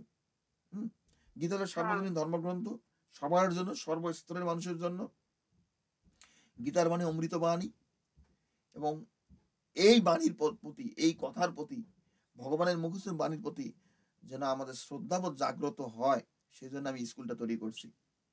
হ্যাঁ, যে গীতা শাস্ত্র বুঝবে, তার জীবন চিরতরে, সে যদি একটু আংশিক ভাবে গীতা বুঝতে পারে, দুইটা দু একটা শ্লোক তার জীবনে প্রয়োগ করতে শেখে, তার জীবন চিরতরে পরিবর্তন হবে, এবং তাকে কখনোই পিছনের দিকে ফিরে তাকাতে হবে না। এর অর্থ হলো, তোমাকে আর কখনো চিন্তা করতে হবে না আমি আমার জীবনে সঠিক পথে চলতেছি না ভুল পথে চলতেছি।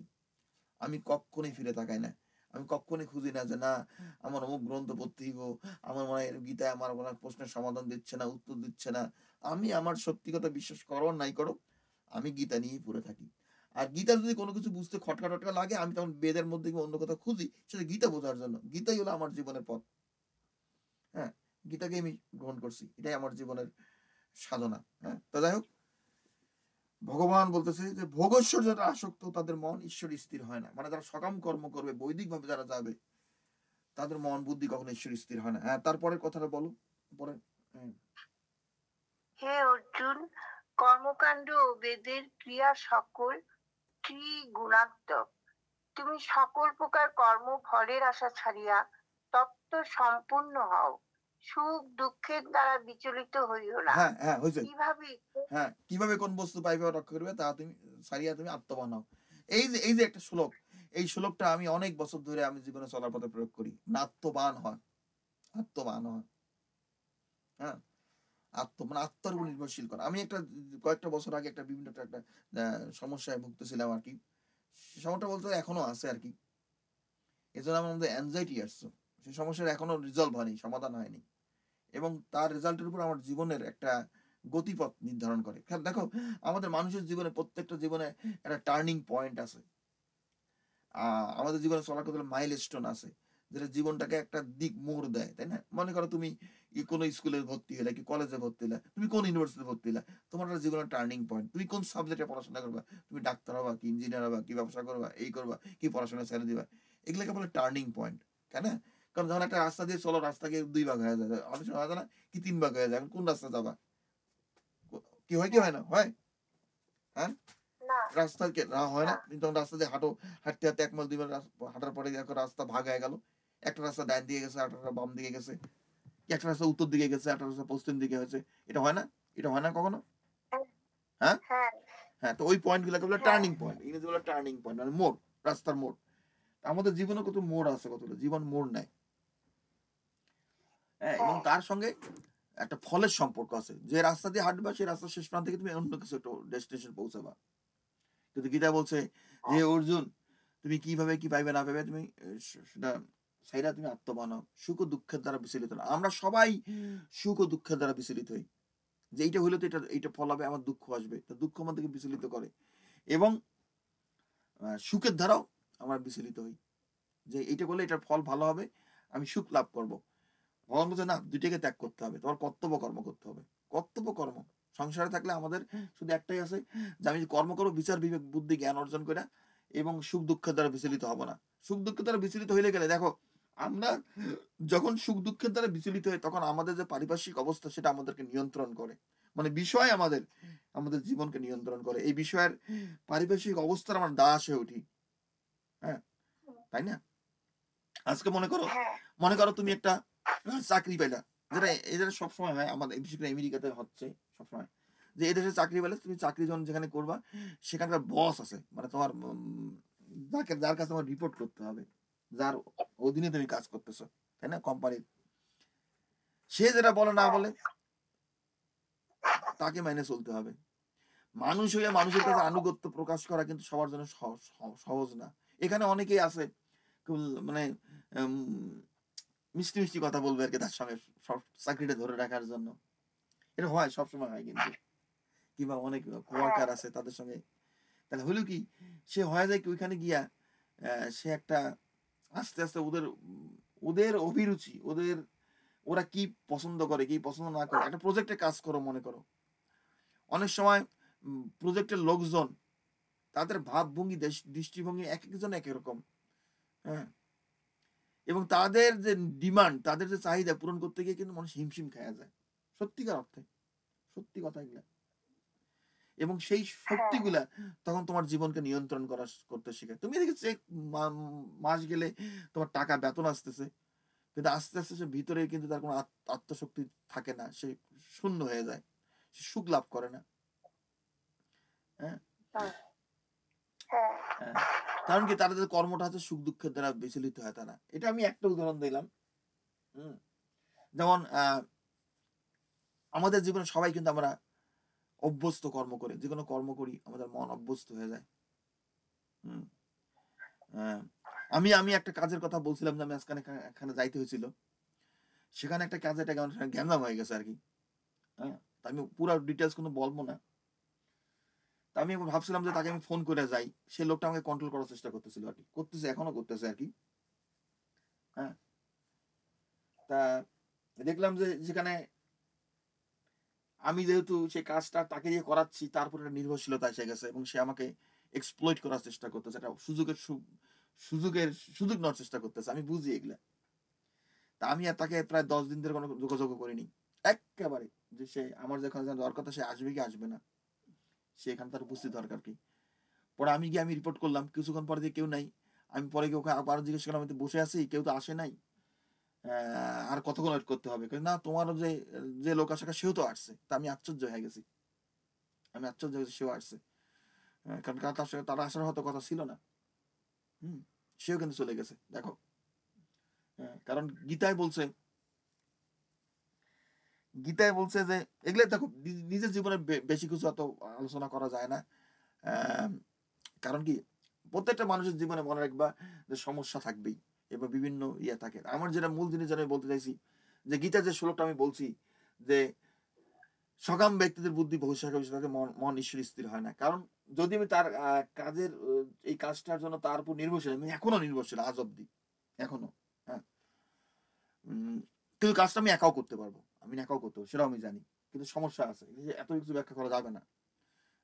কিন্তু আমরা যে কোনো কাজ করতে গেলে অবশ্যই আমরা জয়লাভ করতেছি, কেন জয়লাভ করবো না? ছাত্র পড়াশোনা করলে অবশ্যই ভালো রেজাল্ট করবে। তুমি যে কোনো ব্যবসা বাণিজ্য করবা, গীতা কখনোই বলে না যে নিষ্কাম কোনো অর্থ দেয় তুমি একটা হাত পা ছেড়ে দিয়ে তখন চিন্তা ভাবনা করে সবকিছু কাজ করতে হয়। হ্যাঁ, আমি তো গীতা পড়ি তো, কিন্তু আমি একটু চিন্তা করলাম যে আমি এতদিন আমি দক্ষতার নামে কাজের জন্য সফলই হই, সেজন্য বেশি ঝুঁকছিলাম, একটু কম ঝুঁকতে হবে, ঝুঁকলেও একটু কম ঝুঁকতে হবে। কারণ বুদ্ধিটা আমার ঠিক এইভাবেই কাজ করতে হবে, যেন আমি কর্মেও সিদ্ধি লাভ করি, আমার কর্মের ফলটাও ঠিক হয়, আবার নিষ্কাম ভাবে হয়। তা আমি সেই বলছে সকাম বুদ্ধি বহু শাখা বিশিষ্ট, মন ঈশ্বর স্থির হয়। সেটা সত্য কথাই, আমাদের ফলের মধ্যে ফলে আসক্তি থাকবে যে কার ভাবে হোক। আমি নিষ্কাম কর্ম কথা বলছি, কিন্তু একটু আসক্তি থাকলেও মনের মধ্যে অস্থিরতা থাকেই, কি কি জানি হয়ে যায়, কি জানি না হয়ে যায়। এই জিনিসটা আমি কি ঠিক মতো করতেছি, আমাকে এইভাবে অ্যাপ্রোচ করতে হবে না ওইভাবে করতে হবে। হ্যাঁ, এটা আমি লক্ষ্য করছি। অনেক কাজ আছে নিষ্কামভাবে করা একেবারে সহজ। কারণ কাজের গতির উপর নির্ভর করে কি কাজটা করতেছো। অনেক কাজ আছে রিস্কি, অনেক ঝুঁকি সম্পন্ন। হ্যাঁ? হ্যাঁ, এবং এই কাজের ফলের উপর তোমার জীবনে একটা বিশেষ জিনিস নির্ভর করতে পারে। হ্যাঁ? তা ফলাফল। তা আমি তো বলি ঠিক আছে। সুখ আর দুঃখের দ্বারা বিচলিত হওয়া যাবে না। যা হবে, হবে। হ্যাঁ, আসলেই তো। আসলে অনেক সময় আমরা তো ফলের উপর নিয়ন্ত্রণ করতে পারি না। ফলে তো মন যখন শান্ত হয়ে আসে দেখা যায় একটা পরম আনন্দ আসে। মন শান্ত হইলে, মন স্থির হইলে পরে দেখো আমি গীতার কথা বলি, আমার কিন্তু গীতার সাধনা তখনই বেশি মানে আমি একসময় সাধনা করতাম, আমি একা একাই করতাম। আমার কাউকে ব্যাখ্যা করতে হতো না। কারণ কোনো কিছু ব্যাখ্যা করতে গেলে কিন্তু একটা জিনিসটা একটা ডিফিকাল্টি আসে। কারণ অনেক কিছু বলতে হয়। কারণ গীতা বলছে স্বল্প ভাষায়। আমি নিজের কথা তো বলতে চাই না অন্যকে। কিন্তু এটা বলতে চাবো, যারা নিষ্কাম কর্ম করতে যাবে মনে রাখবা, নিষ্কাম কর্ম করতে গেলে আচ্ছা ফোনের মধ্যে কি আসো? নাকি ফোনটা কেটে গেল? ফোনে আসো? আছে। হ্যাঁ, আচ্ছা শব্দ হচ্ছিল হ্যাঁ, মনে হয় ফোনটা কেটে গেল।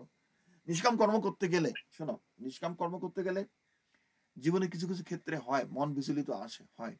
কারণ আমাদের ফল নিয়ে যারা আমরা বিশেষ করে অভ্যস্ত, কিন্তু আমরা নিষ্কাম কর্ম করতে করতে যদি অভ্যস্ত হয়ে যাই একেবারে, তখন কিন্তু এই সমস্যাগুলো আস্তে আস্তে দূরে চলে যাবে। কারণ আমরা অভ্যস্ত হয়েছি সকাম কর্ম করতে, ওইভাবে চিন্তা করতে, ওইভাবে ভাবতে। আমাদের সে অভ্যাস যেটা, যেটা কুরুক্ষেত্রে যদি দ্রোণাচার্য যেটা, যে সে হলো কি অভ্যাসের দাস। দ্রোণ কি অভ্যাসের প্রতীক। হ্যাঁ, কিছু মানুষ আছে তার মানে তার স্বভাব চরিত্রের পরিবর্তন না ঘটায় না যতক্ষণ পর্যন্ত তার পারিপার্শ্বিক অবস্থার পরিবর্তন হবে না। হ্যাঁ, এবং হ্যাঁ, সেখান থেকে আমিও মুক্ত না, আমিও অভ্যস্ত অনেকভাবে চিন্তা ভাবনা করে অভ্যস্ত। হ্যাঁ, সেটা হ্যাঁ, সবার মধ্যেই আছে সেই জিনিসটা। এবং সেই জিনিসটা আমাদের পারিপার্শ্বিক অবস্থার পরিবর্তন হওয়ার আগেই যেন আমরা সেই অভ্যাসগুলোর পরিবর্তন ঘটাই। হুম, তা যাই হোক, হ্যাঁ, গীতার এই দুইটা শ্লোক যেটা যে কিভাবে কি পাইবে না পাইবে তুমি আত্মবান হও, আমি শ্লোকটা যথেষ্ট ব্যবহার করি জীবনে চলার পথে। যথেষ্ট সুখ ও দুঃখের দ্বারা বিচলিত হইও না। সুখ ও দুঃখের দ্বারা বিচলিত হইও না। হুম, হ্যাঁ, যেমন আমি গতকাল একটা জায়গার থেকে আমি হুট করে চলে আইছি প্রোগ্রামটা শেষ হওয়ার আগেই। যে প্রোগ্রামের ডিরেক্টর সে কিন্তু আমাকে লক্ষ্য করতেছে। হুম, কিন্তু আমি থাকতে থাকতে একটা হ্যাঁ, আমার মনে আমি একটা দেখলাম যে আমি অস্থির হয়ে যেতেছি এবং সে যা কিছু করতেছে আমার কিন্তু ভাল লাগতেছিল না। এটা করার কথা ছিল, অন্য প্রোগ্রাম করার কথা ছিল, অন্য কিছু নিয়ে আলোচনা করার কথা ছিল। তা সে কিন্তু আমি জানি সে আমাকে নোট করে নিছে যে এ তো আমার কথা শুনলো না, সে টার্গেট করবে আমাকে। কারণ তার একটা ক্ষমতা আছে আমাকে রিওয়ার্ড দেওয়ার মতো, পুরস্কার করার মতো। তুমি যেখানে কাজ করো কেন মানুষের ক্ষমতা থাকে তো, তাই না? যে তুমি এখানে হ্যাঁ, আসতেছো এই কাজটা করতেছো, এটার মাধ্যমে তুমি আমাকে যদি সন্তুষ্ট করো আমি তোমাকে পুরস্কৃত করব। তুমি যদি আমাকে অসন্তুষ্ট করো আমি তোমাকে শাস্তি দেবো। আমি তাকে সন্তুষ্ট করার কোনো কথা ছিল না, অসন্তুষ্ট না, আমাকে চলে আসতে হয়েছে। আমার শরীরটা ভালো লাগতেছিল না। হ্যাঁ, এবং আমি একটু ক্লান্ত ছিলাম। তা আমি দেখলাম যে আমার এখানে সময় নষ্ট করার দরকার নেই, আমার সময়টা নষ্ট হচ্ছিল। তা আমার সঙ্গে সঙ্গে মাথার মধ্যে চলে আসলো যে সুখের দ্বারা বিচলিত হয় না। হ্যাঁ, আমি জানি এখানে থাকলে পরে সে লোকটা খুশি হবে, ইয়ে হবে সেই হবে। কিন্তু আমি যেহেতু আমি জিনিসটা ফলো করতেছি না তাকে, আমার নিজের সময় নষ্ট হচ্ছে, তাকে ইয়ে দেবো কেন? আমি সত্যিকারে চলে যাচ্ছি। বুঝতে পারছি কিভাবে কি পারবে না আত্মবানাও। সে আমাকে কি পুরস্কার করবে না করবে, কি পানিশমেন্ট দিবে না দিবে। আমি সেটা চিন্তা না করে আমি মনে করছি সেটা চলে আসাই ঠিক ছিল। তার ভিত্তিতে চলে আসছি। হ্যাঁ, হ্যাঁ। তা আমরা এগুলো প্রয়োগ হ্যাঁ, করতে হয়। কারণ কি আমরা দেখো জীবনে চলার পথে আমরা অন্যের উপর নির্ভরশীলতা অর্জন করি। কিন্তু সে যেটা আমাকে দেওয়ার ক্ষমতা আছে, আমি যদি ঠিকমতো সাধনা করি, সেই শক্তিটা নিজে অর্জন করি, তখন আর পুরস্কারের কোনো প্রয়োজন হবে না। তার প্রতি কোনো অশ্রদ্ধা-ফশ্রদ্ধা আমি কিছু করি নাই মনের দিক থেকে। আমি তাকে শ্রদ্ধাবশতই। কিন্তু আমার শরীরটা একটু টায়ার্ড ছিল, খুব ক্লান্ত ছিলাম। আমি গতকালও ঘুম ভালো হয় নাই। আমি এত থাকতে চাইনি। আসলে তাই যে গীতার জ্ঞান আমি প্রয়োগ করি। আমি যেকোনো ক্ষেত্রে গীতার জ্ঞানটা আমি প্রয়োগ করি। হ্যাঁ? আজকেও মনে করো আমি সে বিকালে যাওয়ার কথা ছিল। একটা প্রোগ্রামে আমি যাইনি। আমি খুব ক্লান্ত ছিলাম। মাত্র রাত্রি ১ ঘন্টারও ঘুমাইনি। ০.৫ ঘন্টা ঘুমাইছি। ২৪ ঘন্টা জায়গায় আছি। দেখলাম যে না, শরীরের উপর যথেষ্ট চাপ হয়ে যায়। হ্যাঁ? শরীরটাকে একটু রেস্ট দেওয়া দরকার। তাই না? এটা আমাদের শাস্ত্র বলছে যে পরিমিত আহার, পরিমিত ঘুম, পরিমিত নিদ্রা। কিন্তু আমি যেটা ঘুমাইছি এটা নিয়ম না। নিয়ম হলো দিনে ৫-৬ ঘন্টা ৭ ঘন্টা ঘুমাইতে হবে। এটা নিয়ম কিন্তু। নিয়ম যেটা শাস্ত্র অনুযায়ী। এটা আমার হঠাৎ করে মাঝে, মাঝে হয় ২-৩ মাসে অনেক সময় জিনিসপত্র উল্টাপাল্টা হয়। হ্যাঁ? সেজন্য বলতেছি। দেখ, তা আমি আজকে রাত্রে যাইনি। হ্যাঁ? তো সেখানে কি আমি দেখলাম যে গীতায় বলছে যে ঘুমানোটা একটা অত্যন্ত গুরুত্বপূর্ণ। হ্যাঁ, তা আমি ঘুমায় নিলাম। আমি একটা শ্লোকের অর্থ প্রয়োগ করতে না পারলেও গেলে আনন্দ হইতো। আমি বিভিন্ন জিনিস করি সেখানে। কিন্তু যাই হোক, পরবর্তী সপ্তাহে যাওয়া যাবে। তা আমি যে জিনিস বলতে চাই যে আমি গীতার জ্ঞান কিন্তু প্রয়োগ করি কিন্তু জীবনে চলার পথে। এবং আমি লক্ষ্য করছি যেটা গীতা বলছে যে এই নিষ্কাম কর্ম করলে বিফল হয় না। তার সামান্যতম প্রয়োগ, হ্যাঁ, মহাভয় থেকে পরিত্রাণ করে। আমি লক্ষ্য করি তো। আমি যখন নিঃসময়ে কোনো কিছু করতেছি, মনের মধ্যে আত্মিক আনন্দ আসে, প্রচন্ড আনন্দ আসে। এমন সময়, অনেক সময় এত আনন্দ আসে যে তুমি বিশ্বাস করতে পারবা না। আমি অবিশ্বাসযোগ্য একেবারে। এটা একসময় মানে আমার যখন যারা যখন যোগীরা যখন ধ্যান করে তাদের কুণ্ডলিনী শক্তি ধ্যানের মাধ্যমে উপরের দিকে জাগ্রত হয়, তাই না? উপরের দিকে ওঠে। আমার তো ধ্যান করতে হয় না। আমি শুয়ে থেকেও আমার কুণ্ডলিনী শক্তি জাগ্রত হচ্ছে। আমি হাঁটতে, খাইতে, ফিরতে, ঘুমাইতে যেখানে যাই, হ্যাঁ, এবং অনেক সময় দেখা যায় কি যে আমার কোনো জিনিসের মানে একটা জিনিস, শুধু একটা শব্দ কি একটা ভাবের সামান্যতম পরিবর্তন করার ফলে আমার মনের ভিতরে এত আনন্দ জাগ্রত হয়। মানে মানে কুণ্ডলিনী শক্তি যে কিভাবে তোমার মানে জাগ্রত হবে আমি কখনোই প্রেডিক্ট করতে পারি না। এবং শুধু তাই না, আমি অনেক সময় আমার জীবনে লক্ষ্য করছি যে আমি অসুস্থ হয়ে গেছি কোনো কারণে। কোনো একটা ভাব আমার পরিবর্তন হয়েছে, সামান্য ভাবের পরিবর্তন হয়েছে। আমি রোগ সঙ্গে, সঙ্গে চলে গেছে আমার। আমি সুস্থ হয়ে গেছি। জানো? এক্কেবারে সুস্থ হয়ে যাই। হ্যাঁ, কারণ কি আমাদের এই যে বডিটার মধ্যে আমাদের বিভিন্ন যে এনার্জি ব্লক করে রাখে আমাদেরকে। এগুলো পলিউশন, দূষিত। দোষটা আসে কোত্থেকে? আমাদের ভাবের থেকে। আমাদের যখন চিন্তা চেতনার মধ্যে ময়লা থাকে, পয়জন থাকে, সেগুলো আমার দেহটাকে দূষিত করে। চিত্তটা যখন ওই জিনিসগুলো শুদ্ধ হয়ে আসে, তা পুরো জিনিসটা একটা গাছের ডাল কাটে দিলে যখন গাছের অন্যান্য শাখা-প্রশাখা, লতা-পাতা, যে গাছের ওই ডালের মধ্যে যেগুলা ফুল, ফল যেগুলো সবগুলো পইড়া যায়, ওই ভাবটা যখন শুদ্ধ হবে মনের ভিতর, তখন ওই ভাবের থেকে যেসব তোমার উম বিষাক্ত জিনিস শরীরের মধ্যে আছে, সঙ্গে, সঙ্গে চলে যায়। শরীর একেবারে শুদ্ধ হয়ে যায়। হ্যাঁ? আমি এই জন্য তোমরা দেখো, আমি তোমাদের গীতার কথা কেন বলি, গীতার এই লাইনে নিয়ে আসছি কেন? বিশ্বাস করো আর নাই করো, যে আমি জীবনে কিছু অর্জন না করলেও অনেক সময় মনে হয় যে আমার শরীরটা অত্যন্ত শুদ্ধ লাগে। আমি বলছি না এর আগে যে আমি মাঝে হ্যাঁ, আমি মাছ মাংস খাই না। আমি কিছুদিন ডিম খাইছিলাম। আমি বছরে ডিম খেলে হয়তো ২০-৩০টা ৪০টা ডিম খাই। যখন বিশেষ করে শীতের সময় খাই। হ্যাঁ? এটা একটা আমি ইয়া করে আসছিলাম। আমি পরে দেখছি কি যে আমার কাছে নোংরা লাগে শরীরটা, জানো? ডিম খাইলেও। সত্যি কথা বলি। আমি এ বছর ডিম খাবো না আর আর এক্কেবারে পুরো এক্কেবারে, হ্যাঁ। তা আমার যে খাদ্য অভ্যাসের জন্য সেটা সেটা তা না। আমি বলতেছি যে আমাদের প্রত্যেকটা অভ্যাসের পরিবর্তন। আমাদের মানসিক, গীতার মূল হলো মেন্টাল। আমরা মনকে কিভাবে পবিত্র রাখি, গীতার শিক্ষা। এবং খাদ্যেরও কিছু ব্যাপার আছে সেখানে, তাই না? তা যাক, হ্যাঁ, জীবনে চলার পথে আমি কথাটা অনেককেই বলছি।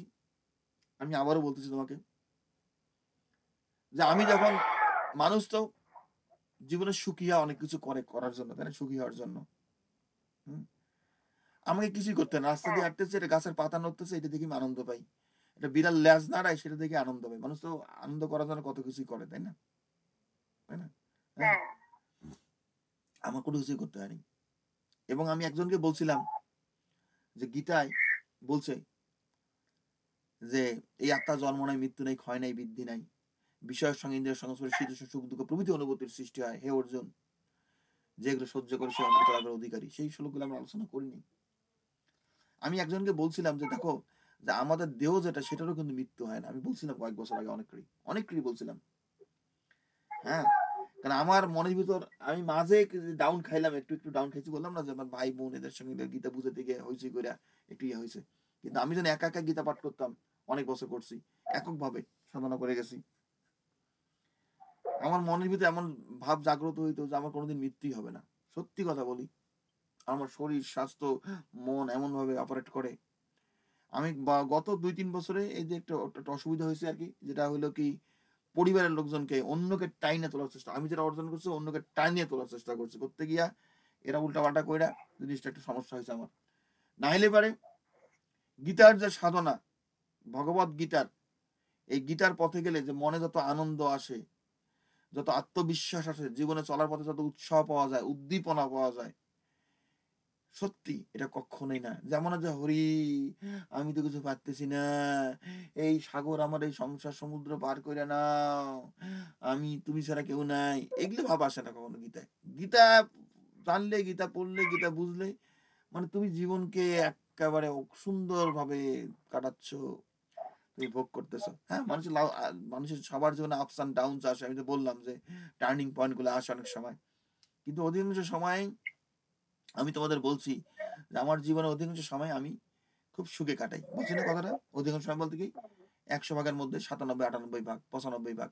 আমার ২-১ টা সময় দেখা যায় হয়তো প্রতি ২ মাসে ৩ মাসে একবার হয়তো আমি একটু খারাপ ফিল করতেছি। হঠাৎ করে মনে হচ্ছে। হ্যাঁ, তখন আমি সেটাকে নেগেটিভলি নিই না সেই জিনিসগুলা। সেটাকে আমি পজিটিভলি নেই। আমি চিন্তা করি যে আমার কোথায় কোন সমস্যা হয়েছে, কি আমি ভুল করছি সেটা ভুলটাকে সংশোধন করার জন্য তখন সেই জিনিসটা আমি ভাবি। ১ দিন ২ দিন ৩ দিন ধরে ভাবি। ভেবে সেই জিনিসটা ফিক্স করে ফেলি, রিপেয়ার করে ফেলি। কারণ আমি যদি এখনই যে 100% সুখী হয়ে যাই তাহলে তো আমার তো কোনো গ্রোথ নাই। আমার তো আর কোনো আমি যা তাই হয়ে পড়ে থাকলাম অনন্তকালের জন্য। কারণ আমি এখনো গ্রো করতেছি, ইভলভ করতেছি। অথবা আমি সেটাকে ভালোভাবে নিই, পজিটিভলি নিই সেই জিনিসটা। মানে ডাউনস মানে যখন আমি ডাউনে যাই অর্থ কি আমার আরো উপরে যাব, অনেক উপরে যাব।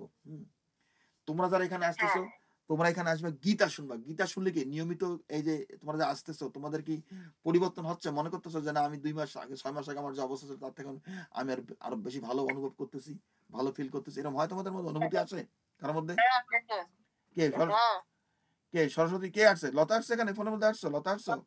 হ্যাঁ? হ্যাঁ হ্যাঁ হ্যাঁ আচ্ছা মামনি তুমি বলো তোমার কি এখানে আসার পরে কি মনে হচ্ছে? প্রথম কথা হলো তোমার আসার পর এই গীতা এই স্কুলে আসার আগের অবস্থা আর এখনকার মধ্যে অবস্থান কি মনে হয় কোনটা ভালো অবস্থা? এখন এখন ভালো হয়েছে না আগে ভালো ছিল? কোনটা সত্য কথা বলো? এখন ভালো এখন এখন ভালো আছে, আগে ভালো ছিলাম না। আগে ভালো ছিল না এখন ভালো হয়েছে তাই না? আচ্ছা কি হয়েছে তোমার কি হয়েছে বলো? হ্যাঁ হ্যাঁ। হ্যাঁ কি হয়েছে? এখন বিকাশ সম্বন্ধে সব জানতে পারছি, বুঝতে পারতেছি আস্তে আস্তে। হ্যাঁ আর ধৈর্য শক্তি ছিল না, এখন হয়েছে সেটা। তা আর মনের আগে এগুলো সম্বন্ধে কোনো জ্ঞান ছিল না। কোনো ধারণাই ছিল না তাই না? কোনো ধারণা ছিল না। হ্যাঁ ওই যে গীতা বলছে না কিছু বিচারহীন লোক বিচারহীন বেদের মিষ্টি ভাষায় কথা বলে কর্মকাণ্ডের কথা। আমরা তো আমাদের ধর্মটাকে বৈদিকভাবে পালন করি। শুধু মন্ত্রপাঠ করি, কীর্তন করি, এই করি, সেই করি। সেটা দরকার আছে। আমি তোমাদেরকে মন্ত্র দিছি। সেটা দরকার আছে কিছুটা। শোনো আমি এমন একজন ব্যক্তি আমি কোনো দিকে একেবারে ঝুঁকি নেই 100%। আমার মধ্যে একটা একটা জিনিস কি আমি একটা সাম্য অবস্থা আনার চেষ্টা করি। আমি জানি গীতা তো সবাইকে একদম বাচ্চারা যখন আসে এদেরকে একেবারে তো গীতা তত্ত্ব কথা বোঝানো যাবে না। হ্যাঁ, এবং বৈদিক ধর্মের প্রয়োজন আছে। আমাদের এখনো হ্যাঁ, কিন্তু কথা হলো কি যে আমরা কোনো চিন্তা করতে শিখি না। আমাদের আমাদের যে সনাতনী যারা হিন্দুরা তারা শাস্ত্রের মধ্যে কি লেখা আছে না লেখে বোঝার চেষ্টা করে না। তারা একেবারেই করে না। কিচ্ছু করে না। তো যাই হোক গীতা সম্বন্ধে অনেক জ্ঞান অর্জন করতেছে। এতে তোমার জীবন কি সহজ হচ্ছে না কঠিন হয়েছে? সহজ হয়েছে অবশ্যই, তাই না? হ্যাঁ, সেটাই তো বললো নাকি? হ্যাঁ হ্যাঁ। আচ্ছা, আচ্ছা, আচ্ছা। তোমার স্বাস্থ্য ভালো হয়েছে? তোমার কি স্বাস্থ্য ভালো হয়েছে? স্বাস্থ্য ভালো আছে। তোমার স্বাস্থ্য ভালো হয়েছে, তাই না? আচ্ছা, হুম। হ্যাঁ। যারা গীতার জ্ঞান মেনে চলবে তাদের নিঃসন্দেহে আমাদের গীতার মূল কথা হলো আমরা জন্ম মৃত্যু জরাব্যাধির বন্ধন থেকে মুক্তি লাভ করতে পারি। আমাদের রোগ ব্যাধি নাশ হবে, আমাদের মৃত্যু হবে না। হ্যাঁ। এখন এখন শোনো, এখন মানুষের অনেকের ধারণা মানুষ মিরাকলে বিশ্বাস করে। কে তোমার শুয়ে দেবে তো রোগ ব্যাধি হ্যাঁ সেরে যাবে। হ্যাঁ, হ্যাঁ। মানুষ শোনো মানুষ মনে করো লতা লতা কষ্ট করিয়া টাকা পয়সা জমাইতে পারে, কষ্ট হয়েছে কাজকর্ম করে টাকা পয়সা জমাইতে পারে। হ্যাঁ, এখন তার বোন কিংবা কেউ এসে করলো যে লতা আমি তো বিপদে আছি তুই আমার সাহায্য কর, সে তার টাকা পয়সা দিয়ে তার সাহায্য করতে পারে। তার যার সারা জীবন ধরে কামাইছে অনেকে আছে না। হ্যাঁ, যে তার চিকিৎসার জন্য এত লক্ষ টাকা এত টাকা দিয়ে দিল কিন্তু সেটা দেওয়ার পর কি তার কিছুই থাকে না। হয় কি হয় কি হয় কি হয় না হয় কি হয়তো তাই না? হ্যাঁ, হ্যাঁ মানুষের সাধনা করে অনেক তপস্যার শক্তি অর্জন করতে পারে, সেই শক্তিটা অন্যকে দিয়ে দিতে পারে যে হ্যাঁ তুই অসুস্থ তোর ক্যান্সার সেরে গেল অমুক হলো। কিন্তু এগুলোতে কোনো জগতের কল্যাণ হয় না। তোমার যার যার রোগ ব্যাধি যার যার সমস্যা আছে তোমাকে সাধনা করে সেটা নিজেকে অর্জন করতে হবে, নিজে সারাইতে হবে। তোমার আজকে আমি ক্যান্সার সারাই দিলাম, পরের দিন তোমার কিডনি ফেলিয়ার হবে, তখন কি হবে? আমি কিডনিটা সারাই দেবো? হ্যাঁ, না আরেকদিন লিভার ড্যামেজ হইব, আর না ই হইব, কি কথা তাই না? হ্যাঁ, হ্যাঁ হ্যাঁ। হ্যাঁ। আমার কথা যে তোমার তোমার কি কি শরীরের কি সমস্যার সমাধান হয়েছে বলো? এখানে আসার পরে কি সমস্যার সমাধান হয়েছে? আগে এখন জন্ডিসটা নাই, আর কিডনির পাথর আস্তে আস্তে কমতেছে। কিডনির পাথর, কিডনিতে ব্যথা হতো নাকি? কিডনির পাথর কমে আসতেছে না? হ্যাঁ, হ্যাঁ হ্যাঁ, কমতেছে। হ্যাঁ। আমি তোমাকে বলছি যে সুখে দুঃখে সমচিত্ত, যখন বেদনা আসবে ব্যথাটাকে সহ্য করার চেষ্টা করবা। ওই যে হ্যাঁ মনের যে ভাব ওইটা তোমার ডিজিজটাকে কিউর করে ফেলবে। ডিজিজটাকে তখন ব্রেন থেকে সিগন্যাল যাবে ওখান থেকে কিডনিতে। হ্যাঁ, যে তুমি যে সিগন্যালটা পাঠাচ্ছ আমি এটা রেজিস্টার করতেছি না, আমি এটা অ্যাকসেপ্ট করতেছি না। আমি যে সিগন্যালটা পাঠাচ্ছি এই সিগন্যালটা তুমি গ্রহণ করো। তুমি উল্টা উল্টা পাল্টা সিগন্যাল দিবে তাকে। কিডনি তোমাকে সিগন্যাল দেবে যে আমি অসুস্থ। এই আমার কিন্তু শেষ হয়ে যাচ্ছি। এই তুই কিন্তু সাবধান হ।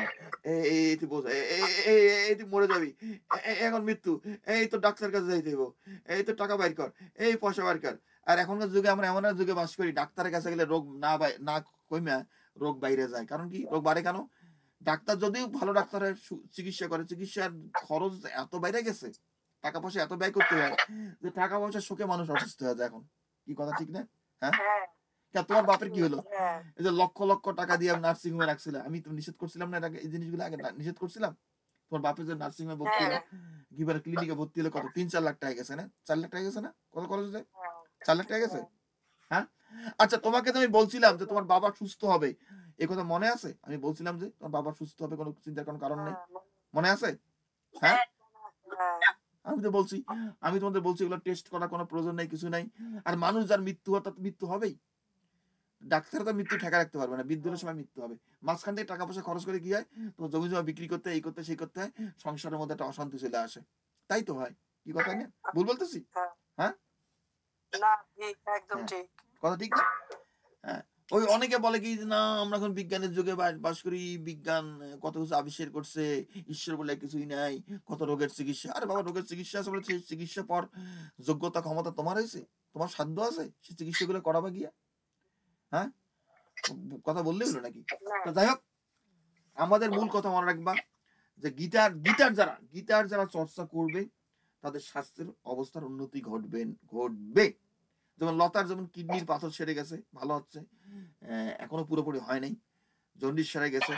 আমার দিদি নাই, দিদির আলসার সেরে গেছে। তার আলসার সেরে গেছে বলছিল না? তোমার শাশুড়ি কি আলসার সারছে না? লতা মামুনি? আচ্ছা, আচ্ছা, আলসার কি এটা দেশের রোগ? আলসার কি দেশের রোগ? আচ্ছা, আমার অমিত বাবা নাই, তার যে দাদু এখানে আসতো। তার না পায়ে ঘা হয়েছিল, পা কাইটে ফেলতে বলছিল ডাক্তার বাংলাদেশে। সে তার বয়স ৭০ বছর বয়স। সে নাই এখন। সে বলল আমার উপদেশ মতো চইলা তার পা পা পা পা ভালো হয়ে গেছে না? একদিকে ডাক্তার বলছে পা কাইটে দিতে হবে। আমি বলছি কিসের তুমি ডাক্তারের কথা শুনে পা কাটতে হবে তোমাকে? এবং তাকে হাসপাতালে তাকে রক্ত দিছিল। আমি কইছি তুমি মরলে মরে যাবা, রক্ত নিবা না। আমাদের জীবনটা একটা যুদ্ধক্ষেত্রের মতো। তুমি একদিকে নিরামিষ খাইতেছো, সে উপদেশ দিতেছি। আর তুমি যার তার মানুষের যার গরু মাংস খায় তার রক্ত তুমি শরীরে প্রবেশ করাও। এটা কথা হলো নাকি একটা? তুমি রক্ত নাও গিয়া। আরে যার জন্ম হয়েছে তার মৃত্যু নিশ্চিত। মৃত্যুকে তো কেউ ঠেকাইতে পারে না। মৃত্যুর জন্য প্রস্তুত থাকতে হবে। কি বলছি না? কি বলছি কি বলছি না? হ্যাঁ? এই যে গীতা বলছে না যে, যারা সকাম ব্যক্তি তাদের বুদ্ধি ঈশ্বর স্থির থাকে না। তুমি অসুস্থ হলে যখন ডাক্তারের কথা মনে পড়বে তখন বুদ্ধি ঈশ্বর স্থির হইতেছে না। বুদ্ধি ঈশ্বর স্থির হইতেছে না। আমি ৩০ বছরের বেশি হয়ে গেল আজকে। ৩০ বছর না, ভুল হবে। ২৪ আর ৫ ২৯। হ্যাঁ, প্রায় ৩০ বছরের কাছে। ৩০ বছরের কাছাকাছি চলতেছে আমি ডাক্তারের কাছে যাই না। আমি অসুস্থ হইলে আমার রোগ এমনিতেই সারাই। এমনিতেই। এবং আমার যে বিড়াল আছে, আমি বিড়ালগুলোকে কখনো ভেটের কাছে নেই না। জানো? হ্যাঁ? ভেটের কাছে নেই না। হ্যাঁ। সে অনেক গল্প আছে যে আমার বিড়ালে পা ভাঙে গেছিল, ভেটের কাছে নিয়েছিলাম, অনেক টাকা নিছিল এবং রেগুলার যাইতে হবে। সে অনেক কথা আছে। সে গল্প বলতে গেলে অন্য গল্পের দিকে চলে যাব। সে কিন্তু বিড়ালের পা কিন্তু আমি ভালো করছি চিকিৎসা করাইয়া। একটা একটা অবুঝ প্রাণীর কে মানুষের হাত পা ভাঙলে সে নিজেই ভালো সুস্থ করতে পারে না। আর অবুঝ প্রাণীর আমি পা নিজে চিকিৎসা করায়। সে অনেক গল্প, অনেক কথা। কারণ কি ওই যে ব্যান্ডেজ কিন্তু খুলে দেখা যায় তাদের ঘা হয়ে গেছে পায়ের মধ্যে, পা পইচে যায়। এরকম হয়েছিল আমার বাবার। হ্যাঁ, আমার ল্যান্সির এরকম হয়েছিল। যে ব্যান্ডেজ লাগাইছিলাম, ব্যান্ডেজ খুলে দেখি কি একেবারে পা পইচে গেছে, গ্যাংগ্রিনের মতো হয়ে গেছে। জানো? চিকিৎসা করা তো সহজ না বিড়ালের। আমাদের মানুষের হাত পা ভেঙে গেলে সেখানে ক্যাস্ট দিয়ে দেয়। ওই যে প্লাস্টার করে দেয়। ওগুলো বিড়ালের করা যায় না। এদেশে করে কি বিড়ালের পা ভেঙে গেলে, হাত পা ভেঙে গেলে ওরা কাইটে ফেলে, পা কাইটে ফেলে। আমাকে সে উপদেশ দিচ্ছিল যে ওর পা কাইটে ফেলো। আমি কিছু না, আমি সেটা করতে দেবো না। আমার বাবা স্বাভাবিক জীবন যাপন করবে, আমি সেটাই চাই। কারণ কি পা কাটে কেন কি? ওই যে এখানে ব্যান্ডেজ দেয়, ব্যান্ডেজ প্রতি সপ্তাহে ডাক্তারের কাছে নিতে হয় চেঞ্জ করার জন্য। এবং প্রতিবারে নিবা ৩-৪০০-৫০০ করে ডলার তারা চার্জ করে। $৫০০ মতো। প্রতিবারে নিবে ৩০০ থেকে ৫০০ চার্জ করবো। এবং তোমার অ্যাপয়েন্টমেন্ট নিতে হবে, সময় যায়। সেগুলো আমি নিজে করাইছি, জানো? সেগুলো নিজে আমি করাইছি। হ্যাঁ, তারা হয় ব্যান্ডেজ করো, না অপারেশন করে সেখানে প্লেট লাগায় দেয়। প্লেট লাগাই দিবে। সেটা অনেক টাকা নিবে, অনেক টাকা নিবে, প্রায় $৮-১০,০০০। আমি সব টাকা বাঁচাইছি। আমি বুঝি তো জানে ওরা পয়সা কামানোর জন্য এগুলো করে। এটা একটা কারণ। যে কালকে একটা বিড়াল দেখলাম, তার পা কাইটে দিছে। তার অপারেশন করাই দিতে গিয়া তার পা ভেঙে গেছিল, পা কেটে দিছে। কারণ খরচ কম হয় ওতে। এতে খরচ কম হয়। কিন্তু বিড়ালটা সারা জীবনের জন্য পঙ্গু হয়ে থাকলো। তো কেন কথাগুলো বলি যে দেখো, আমাদের নিষ্কাম কর্মের কথা বলি, নিষ্কাম কর্ম করতে গিয়ে অনেক সময় পয়সা কম খরচ হয়। কি কথা বুঝতে পেরেছো? যারা সকাম কর্ম করে, যারা সকামভাবে চিন্তা করে, তারা কিন্তু পয়সা-পাতির বেশি খরচ করে আরকি। আমি নিষ্কাম কর্ম করি। হ্যাঁ? এই নিষ্কাম কর্মে দেখা যায় কি যে আরো গীতায় বলছে কি যে এই কর্মের স্বল্পতা মহাভয় থেকে পরিত্রাণ করে এবং এই কর্ম করলে কোনো বিফল হয় না। হ্যাঁ? আসলে অনেকের ধারণা কি এই যে আমরা যে নিষ্কাম কর্মী হই আমার মনে হয় ক্ষয়ক্ষতি বেশি হবে। কিন্তু কথা কিন্তু উল্টা হয় কিন্তু আমি লক্ষ্য করছি। বরঞ্চ নিষ্কাম কর্ম করলে জীবনটা সহজ হয়। ১ম এর দিকে একটু বাধা আসে। নতুন কর্ম যেটা তুমি কখনো করো নাই, নিষ্কামভাবে করতে যাবা। কিন্তু যে নিষ্কাম কর্মের যে আর্ট যেটা, যে মাস্টার করছে তো সবসময় সে উঠে যায় মানে সে এক্কেবারে গাছের গোড়ার দিকে চলে গেছে। তার কিন্তু অত কষ্ট হবে না। এটা অভ্যাসের ব্যাপার। আমরা কিভাবে আমি যদি প্রতিটা কর্ম অভ্যাসে নিষ্কামভাবে করতে পরে নতুন যখন কর্ম করতে যাবো, হ্যাঁ, নতুন মনে করো তুমি একজন তুমি ফুটবল খেলো, কি গান গাও, তুমি এখন নাচ শিখতে গেছো। তুমি ফুটবল খেলাও শিখছো নিষ্কামভাবে কর্ম করে শিখছো। গান গিয়ে গাইতে সেটা নিষ্কামভাবে অর্জন করছো। অতএব নাচ শিখতে গেলে তুমিও ওটা নিষ্কামভাবে করতে তোমার অসুবিধা হবে না। কারণ তুমি অভ্যস্ত হয়ে গেছো। যারা সকাম কর্ম করে অভ্যস্ত তারা সকামভাবে চিন্তা করবে। যারা নিষ্কাম কর্ম করে অভ্যস্ত, এই যে নিষ্কাম কর্মের কতগুলো জিনিস আছে। মানে এলিমেন্ট আছে যেটা করে উপকরণ সেগুলো তোমাকে মাস্টার করতে হবে। আমি সেগুলো নিয়ে বিশদভাবে আলোচনা করি বা আলোচনা করব। কারণ আমি সেই দিকে যাচ্ছি। আমাদের গীতার মূল জিনিসগুলা কিভাবে নিষ্কাম কর্ম করে নষ্কর্ম সিদ্ধি লাভ করতে হয়। হ্যাঁ, আমি নিষ্কাম কর্ম করার অর্থ এই নয় যে আমি কর্ম করে কোনো ফটাকা ছেড়ে দিলাম। আমি রেকলেস ভাবে আমি গাড়ি চালাইতেছি, আমি কেয়ার করি না রাস্তা কেমন গাড়িটা যাইতেছে। কি রাস্তাটা অ্যাক্সিডেন্ট হলো, কি রাস্তা ক্রস করতেছি আমি কোনো দৃষ্টি রাখতেছি না রাস্তার দিকে দুই দিকে। এটা নিষ্কাম কর্ম না। নিষ্কাম কর্মের বিভিন্ন জিনিস আছে সেগুলো নিয়ে আমি আলোচনা করবো। কিন্তু মূল কথা যেটা গীতায় ভগবান বলতেছে যে সকাম কর্ম এবং নিষ্কাম কর্মের মধ্যে পার্থক্যটা কি? সকাম কর্মে হলে বে- ত্রিগুণাত্মক মানে সে গুণের অধীন হবে। যে সকাম কর্ম করবে সে হয়তো সাত্ত্বিক ভাবের অধিকারী হবে কিংবা রাজসিক কিংবা তামসিক। যে নিষ্কাম কর্ম হবে সে গুণাতীত হবে। হ্যাঁ, গীতার ৭ম অধ্যায় বলছে যে জগৎ ত্রিগুণের ভাবে মোহিত থাকে তাই অক্ষয় আনন্দেশ্বর বাবাকে কেউই জানিতে পারে না। ভগবান যে তিনি গুণাতীত আর জীব যে সে গুণের অধীন। আমরা গুণের অধীন কিন্তু আমরা গুণাতীত হতে পারি নিষ্কাম কর্মের মধ্য দিয়ে। এবং জিনিসটা যতটা কঠিন দেখানো হয়েছে আসলে কঠিন না, বরঞ্চ নিষ্কাম কর্মই সকাম কর্মের থেকে সহজ। কেন সহজ? প্রথমত নিষ্কাম কর্ম করলে তোমার মধ্যে আত্মনির্ভরশীলতা বাড়ে, ঈশ্বরের প্রতি নির্ভরশীলতা বাড়ে, তোমার বুদ্ধি জ্ঞান বাড়ে, বিবেক বাড়ে, তুমি আনন্দিত হও, তুমি সুখী হও। এবং সেই কর্ম করতে করতে গিয়ে যখন বললাম যখন আমার যখন বাবা বিড়ালটার আমি চিকিৎসা করেছি নিজে নিজে, এত সহজ না। মনের ভিতরে একটা উদ্বেগ, টেনশন, অ্যাংজাইটি চলে আসে। আমি এমন চিন্তা করলাম যে আমি এই পাটা ভালো করতেছি, ইয়ে করতেছি। পরে যে ডাক্তার কাছে যাইতে হয়, যে পাটা যে পৌঁছে যায়, পাটা কাটতে হয়, তখন কবে তুমি কেন এত দেরিতে আসছো? তুমি কেন আগে নিয়ে আসো নাই? আমার কথা ভাবতে জাগতো যে এই বিড়ালের পা তখন কাটা যাবে না, পুরো বিড়ালে মরে যাবে, ওকে মেরে ফেলতে দিব। হ্যাঁ, হইতে পারতো তো। আর ইনফেকশন যখন হবে তোমার পায়ের শরীর কোথাও, সেই ইনফেকশনটা হয় কি তোমার ব্লাডে চলে যাবে, ব্লাড স্ট্রিমে চলে যাবে সেই জিনিসটা। রক্তের মধ্যে যখন চলে যাবেন সারা শরীর ছড়ায় পড়বে, তখন সেই প্রাণীটার জীবন শেষ। আমার হাঁটু ভেঙে গেছিল না, সেটা প্রায় ৪-৫ বছর আগে। আমার ইন্স্যুরেন্স ছিল, আমার যে আমি একটা হোটেলে থাকতাম, আমি পড়ে গেছিলাম। এই দেশের আইন অনুযায়ী হোটেলকে সু করলে তারা আমাকে টাকা দিত, আমাকে চিকিৎসার খরচ দিত, আমাকে আরো উল্টা ফাইন দিত তারা। প্লাস আমি যদি আমার কোম্পানিতে আমি চাকরি করতাম, আমার হেলথ ইন্স্যুরেন্স ছিল, আমার ইন্স্যুরেন্সে কাভার করতো। আমি অ্যাম্বুলেন্স কল করলে মিনিটের মধ্যে আমেরিকার বেস্ট ট্রিটমেন্ট আমি পাইতাম। কিন্তু হঠাৎ করে মনের ভিতরে আমার মধ্যে জাগ্রত হইলো, মনের থেকে একটা দৈব ভাব আসলো, একটা দৈব বাণী জাগ্রত হইলো যে না, হসপিটালে যাবি না, তুই নিজেই রোগ সারাবি।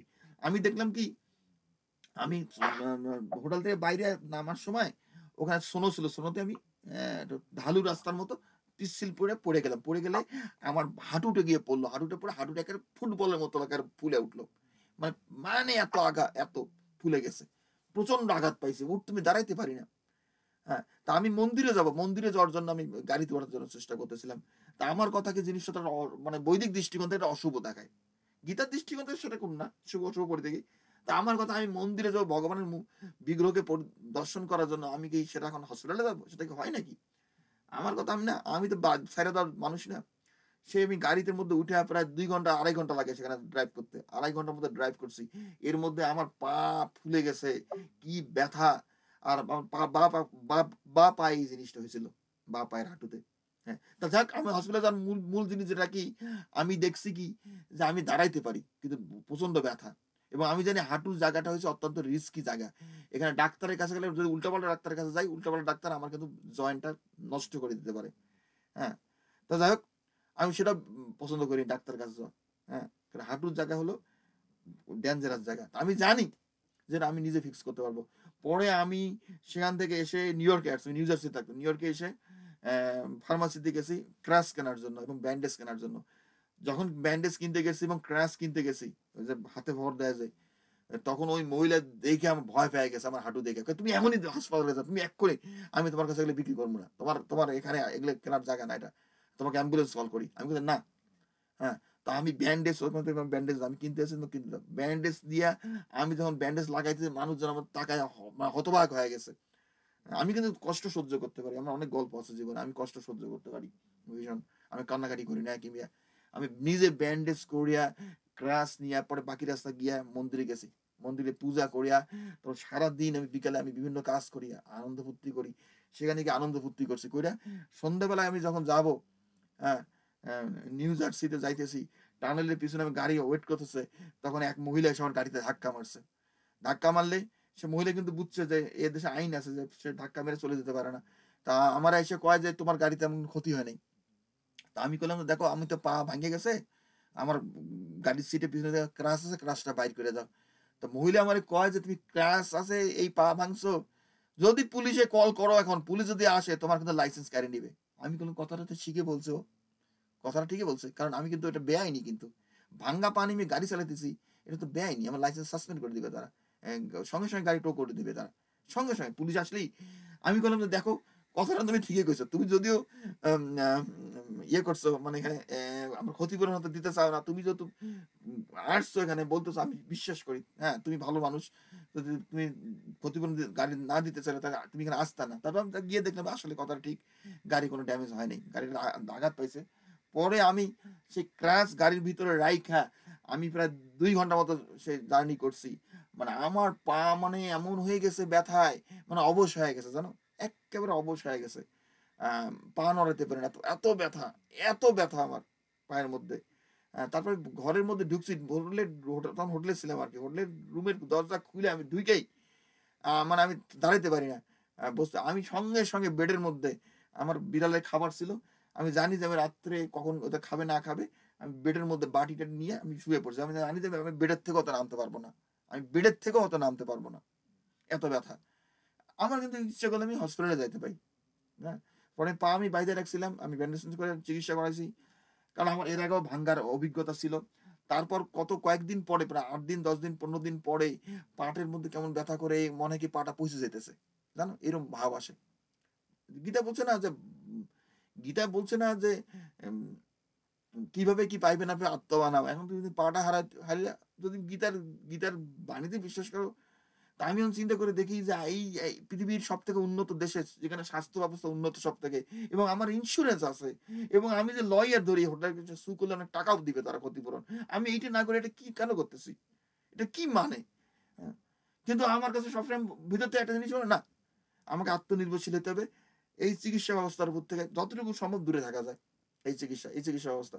তা যাক, আমার সেই পা ভালো হইতে প্রায় 6 মাস সময়ের উপরে রাখছে। পরে 1 মাস পরে, 2 মাস পরে আস্তে আস্তে পা ভালোর দিকে গেছে। আমি হাঁটতে পারতাম না, আমি হাঁটতে পারতাম, আমি ক্রাস ব্যবহার করছি। কমপক্ষে আমি 6 মাসের মতো আমি সময় গেছে সে পুরো পা সুস্থ হইতে, এবং পা এখন 100% সুস্থ। আমার মনেও নাই, অনেক সময় মনেও করতে পারি না আমার কোন পাটা ভেঙে গেছে, বাম পা না ডান পা। তখন মনে করি যে আমি যেহেতু গাড়ি চালাইতাম, গাড়ি ডান পা দিয়ে আমি অ্যাক্সিলারেটর ব্রেক চাপ দিতাম, অথবা আমার বাম পাটা গেছিল, বাম পায়ের হাঁটু, সেটা কোনো কোনো কোনো কোনো ট্রেসে নেই, একটা 100% আমি সেই পা দিয়ে এখন সব ওয়েট লিফট করি, সবকিছু করি। কিন্তু কথাগুলো বলি কি, যে আমাদের মধ্যে যে ইমোশন গুলো চলে আসে, গীতার যে গীতা গীতা যেটা এবং বেদের মধ্যে পার্থক্য আছে। তবে আমি কিছুটা যজ্ঞ করছিলাম। যজ্ঞ করা কি, যে আমি যজ্ঞ কি সকাম ভাবে যেমন যজ্ঞ করে, যে মা দুর্গার প্রণাম মন্ত্র পাঠ করছি যেন পায়ের কোনো সেরকম অবস্থা খারাপ না হয়, আমার পা হারিতে না হয়। আমি গীতা দিয়ে গেছি, হ্যাঁ এটা সত্য কথাই, আমি একেবারে পুরোপুরি যে নিষ্কামভাবে করছি জিনিসটা না, আমি বৈদিক মন্ত্র যেটা মায়ের মন্ত্র পাঠ করছি, এই করছি কিছুটা, যে আমি যেন পঙ্গু না হই। হ্যাঁ, আমার সমস্যা হোক এটা মানে সুস্থ হতে সময় লাগুক। কারণ গীতায় কখনো বলে নাই।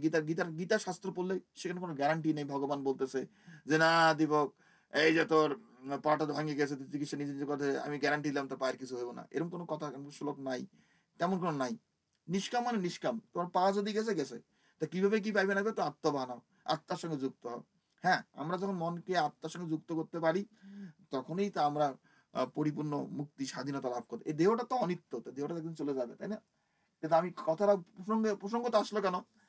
আমি ডাক্তার, যদিও আমি হসপিটালে গেলে ডাক্তারের বিল-টিল সবই হইতো। আমি এগুলো খুব অপছন্দ করি। এই মেডিকেলে গেলে পরে এই অ্যাপয়েন্টমেন্ট নাও, সেইটা করো, ওইটা করো, অমুক করো, তমুক করো, এক্স-রে করো।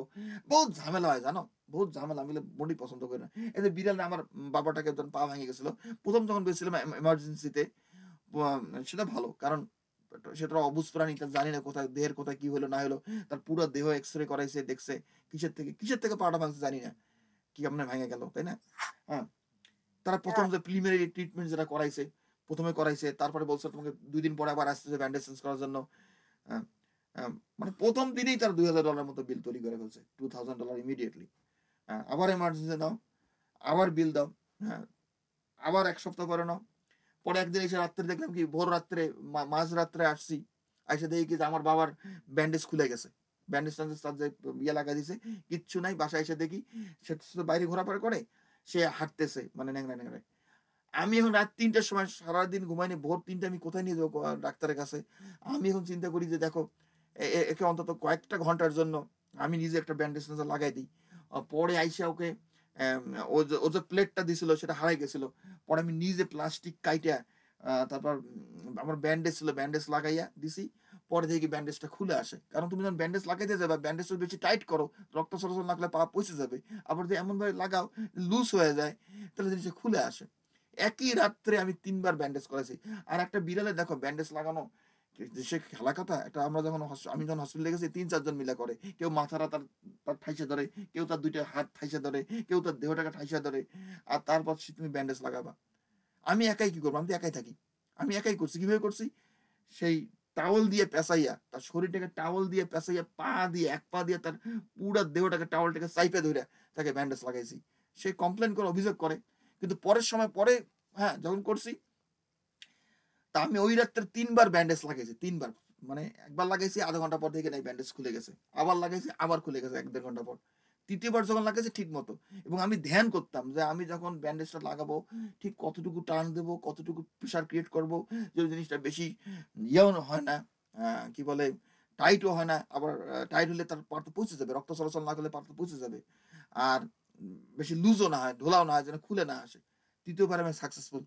৩য় বার সাকসেসফুল হওয়ার পরে পড়া ৪-৫ দিন পর আবার ব্যান্ডেজ চেঞ্জ করছি। ব্যান্ডেজ ৪-৫ দিন পর চেঞ্জ করার পরে গিয়ে দেখি তার পা পইচে গেছে। এক্কেবারে ঘা হয়ে গেছে।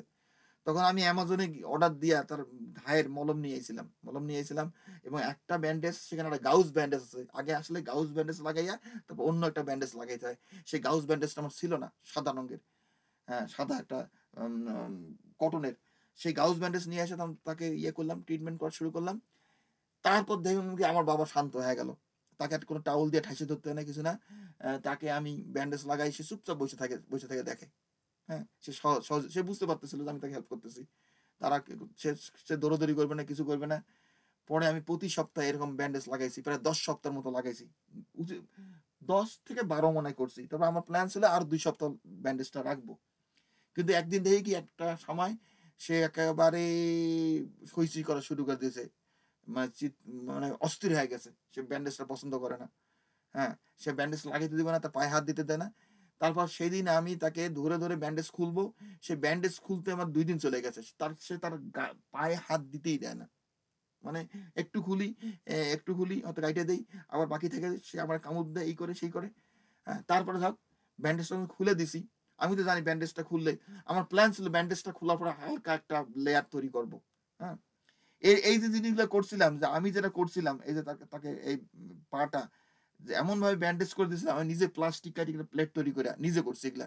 কারণ ওরা যে প্লেটটা বিক্রি করে সেটার দামে প্রায় $২00-৩০০, সেটা হারায় ফেলছিল সে। তার পায়ের জন্য যেটা দেয় আরকি ওখান থেকে। কিন্তু আমি প্লাস্টিক কাইটে এটা তৈরি করছিলাম। সে এই ব্যান্ডেজ পইড়া প্লেট পইড়া সে বাইরে দৌড়াদৌড়ি করত, গাছে উঠতো পর্যন্ত। পরে মানে প্রথম দিকে সে পেইন গেছে, পরে তো আর পরে ২-৩ সপ্তাহ পর ১ মাস পর তো সে ছিল না। সে হাঁটাহাঁটি করতো, দৌড়াদৌড়ি করতো। ওইটা নিয়ে ওই ভাঙ্গা পা নিয়ে সে গাছে উঠতো পর্যন্ত। কিন্তু এমনভাবে আমি ব্যান্ডেজটা করছিলাম যে ওর পা ও ওই সে যত দৌড়াদৌড়ি করুক, লাফালাফি করুক, তার পা ভিতরে হ্যাঙ্গিং মানে ঝুলে আছে। কোন পায়ের উপর কোন প্রেশার পড়বে না।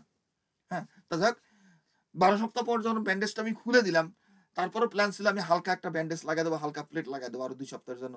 কিন্তু দেখলাম সে তার মন মানসিকতা চেঞ্জ হয়ে গেছে। পরে দেখি আমি লক্ষ্য করছি সে কিভাবে পাটা ফেলায়। হ্যাঁ, তাতে হাঁটতেছিল সে তো না ওই ডান পা দিয়ে হাঁটতেছিল, বাম পা দিয়ে হাঁটে না। বাম পাটা সে ঝুলাই দিলাম। হ্যাঁ, ভালো কথা সে পাকে রেস্ট দিচ্ছে। পরে দেখি ১ দিন ২ দিন পর আস্তে, আস্তে সে পায়ের উপর জোর দিচ্ছে এবং পায়ের উপরে আস্তে, আস্তে হাঁটতেছে। এবং তারপর সে বুঝে গেছে তার পা ঠিক হয়ে গেছে। ওই যখন সে বুঝছে, আমার বাবা বুঝছে যে সে সুস্থ হয়ে গেছে। পরে ওই ২-৩ দিন আইসা সে সব সময় আমার কোলের মধ্যে বইসা থাকে। আমি জানি যে সে এখন কৃতজ্ঞতা প্রকাশ করতেছে যে আমি তার পা ভালো করে দিছি। এটা কিন্তু পশু প্রাণীর মধ্যে। এক্কেবারে ওই আমার মনে পড়ে ৩-৪ দিন সে আমাকে ছাড়া আর কোথাও যায় না। এক্কেবারে আমার কোলের মধ্যে বসে থাকে আইসা। সে মানে জানাচ্ছে যে, "দেখো আমি বুঝছি আমার পাটা ভাঙে গেছিল। আমি জানি আমার মনে আছে। এখন পাটা তুমি ঠিক করে দিছো।" হুম। তো কেন কথা বলতেছি? এই দেশে নিউ ইয়র্ক শহরে কিন্তু অনেক ডাক্তার আছে। বিড়ালের পা ভালো করতে পারে না। হাত পা ভেঙে গেলে তারা ঠিক করতে পারে না। পা কেটে দেয়। কিংবা তারা সার্জারি করে, অনেক টাকা নেয়। আমি একজন ডাক্তার না হইয়াও আমি পা ঠিক করে দিছি। আর তার পা ২ ভাগ হয়ে গেছিল। এক্স-রে করা ছিল। তার যে পায়ের যে হাড্ডিটা ২ ভেঙে ২ টুকরো হয়ে গেছিল। সেটা আমি ভালো করলাম। হুম? আমি ভালো করলাম।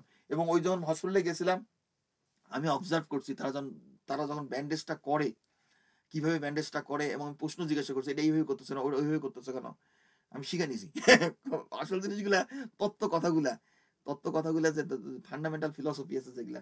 যে পা কেমনে টাইট করলে পারে বেশি প্রেসার দিয়ে লাগাইলে পারে সেটা ইয়ে হবে, কি বলে, অ্যাম পাটা রক্ত চলাচল করবে না, এটা পচে যাবে, এগুলা হবে। সব প্রশ্নগুলা তত্ত্ব কথাগুলো শিখে নিছি। কারণ আমি যখন ব্যান্ডেজটা লাগাইতাম ১ম এ লেয়ারটা ২-৩ টা একটা টাইট দিতাম, একটু টাইট দিতাম। কারণ ১ম এ যদি টাইটটা না দেই তাহলে হয় কি জিনিসটা খুলে আসবে। তারপরে যখন আবার পেঁচাইতাম তখন একটু লুজ দিতাম। লুজ দিয়ে আবার একটু টাইট দিতাম। হ্যাঁ? এবং আমি যে ব্যান্ডেজটা করছিলাম সুন্দর। একেবারে ভগবানের আশীর্বাদে পারফেক্ট। আমি দেখো আমার নিজের পা ভালো করলাম, নিজের হাঁটু ভালো করলাম। হুম? আমার বিড়ালের পা ভালো করলাম। হ্যাঁ? কেন? আমি কেন কথাগুলো বলতেছি? যে অনেক সময় নিষ্কাম কর্ম করতে গেলে আমাদের অনেক রিস্কও নিতে হয়। ঈশ্বরের উপর নির্ভর করতে গেলে যেমন আমি বললাম যে আমি যখন আমার পায়ের চিকিৎসা করাতেছিলাম যে ওই কথাটা বারবার মনে আসতো যে কিভাবে কি পাইবে নাবে আত্মভানো। আমার কিন্তু অনেক সময় রাত্রের মধ্যে ঘুম ভেঙে মনে হইতো যে আমি এটা কি করতেছি পাগলামি। এটা পাগলামি ছাড়া কিছুই না। আমাকে যে হসপিটালে যাইতে হয়, হ্যাঁ? তাইলে পারে তো আ ডাক্তারে বলবে, "হ্যাঁ, তুমি তো আসছো। দেরিতে আসছো। এখন করার কিছুই নেই। তোমার পা কাইটে ফেলতে হবে।" বলতে পারে তো। যে এইরকম একটা জায়গায় থাইকা দেশে থাইকা যেখানে আমার সবই আছে। আমার আমার ইন্সুরেন্স আছে, টাকা, আমি ট্রিটমেন্ট পাই, বেস্ট ট্রিটমেন্ট।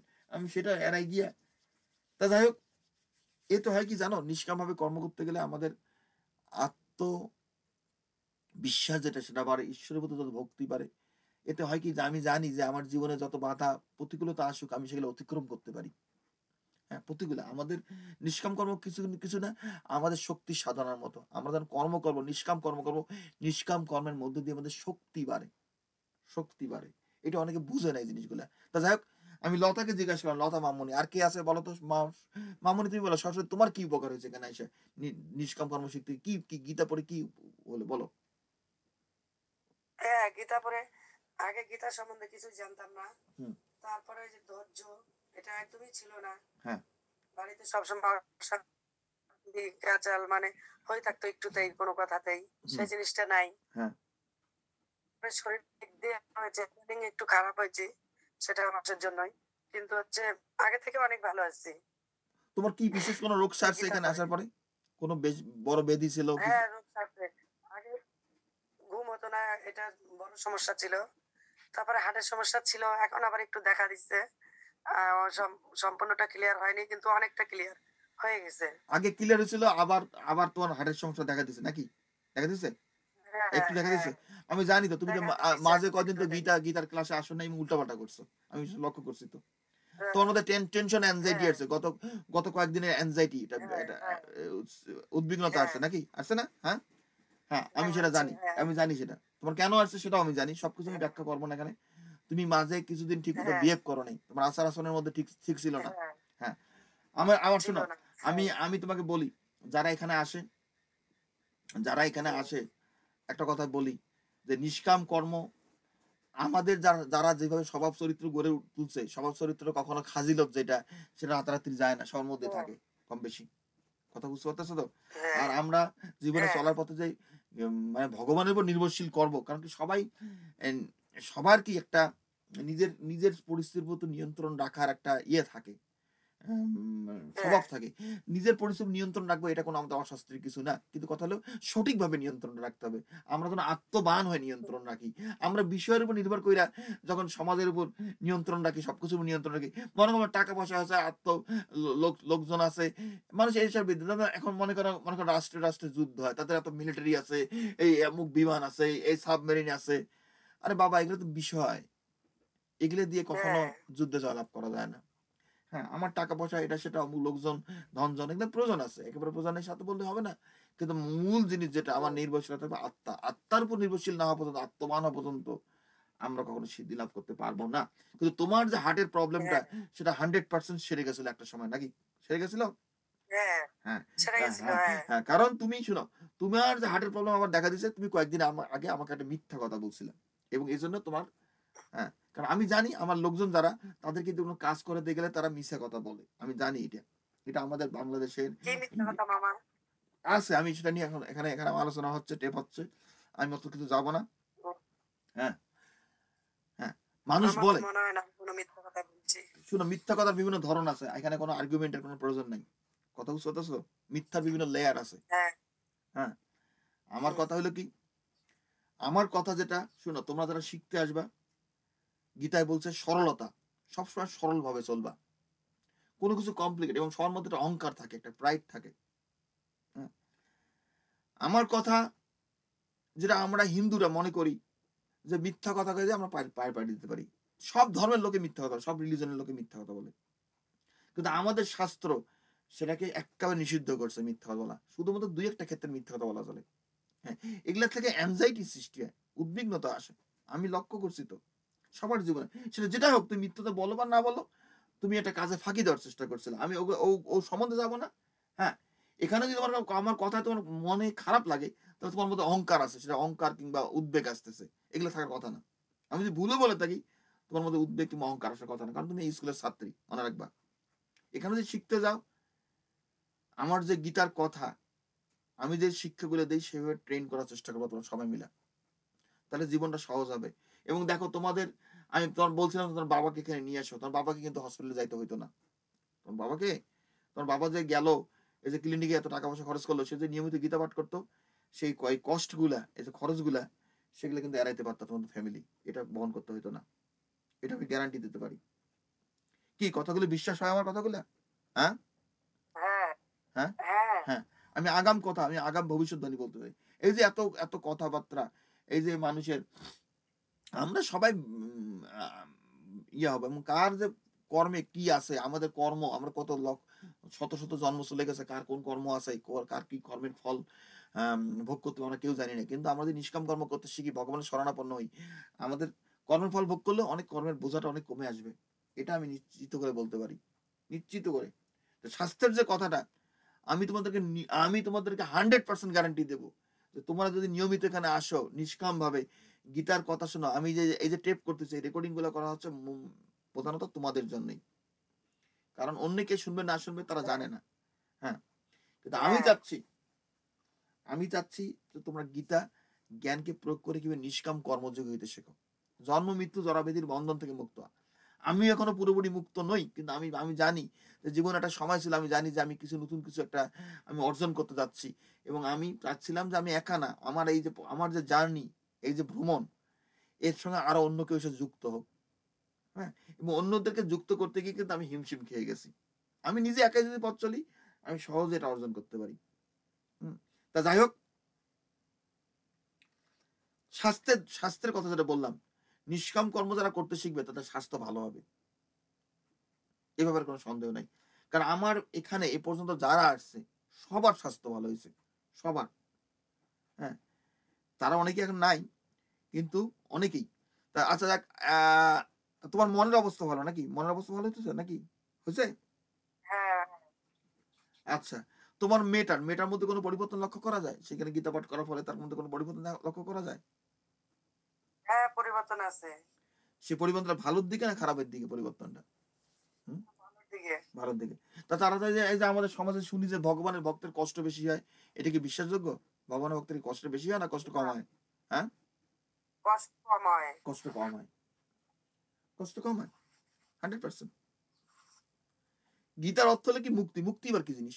মুক্তি কি দুঃখ যন্ত্রণা কষ্ট থেকে মুক্তি? মুক্তি কি অজ্ঞতার থেকে মুক্তি? মুক্তি কি অন্ধত্বের থেকে মুক্তি? যার মধ্যে অন্ধত্ব চলে যাবে, অজ্ঞতা চলে যাবে, দুঃখ কষ্ট চলে যাবে, জরাবেদি চলে যাবে, তার জীবন তো ভালো হবে। তারা কেন বলে যে এটা ভগবানের ভক্তের কষ্ট বেশি হয়?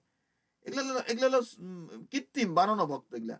তারা বানানো হাতে গড়া ভক্তের ভগবান বানাইয়া তারা পূজা করে মন্দিরে, কি কথা তাই না? সেই ভগবানের পূজা করলে কি মুক্তি হয়? আমাদের কৃষ্ণের পূজা করতে হবে, শ্রীকৃষ্ণের পূজা করতে, শ্রীকৃষ্ণের বাণী।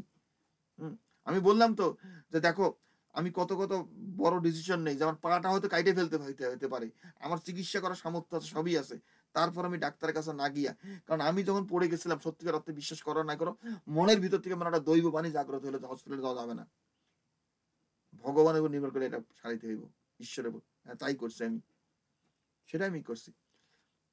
আমি জানি যে মন্দিরে যাইতে নিছি, মন্দিরে ভগবানের মূর্তি দর্শন করতে যাবো, আমি কেন সেটা না করে আমি হসপিটালে যাবো? এখন আমি ঠিকই করছি সেটা। এবং হসপিটাল ছিল আমার, সেই মন্দির ছিল প্রায় 100 মাইলের উপর বেশি, আরো বেশি, মানে কি 120, 30, 40 মাইল হবে, আমি ড্রাইভ করে গেছি।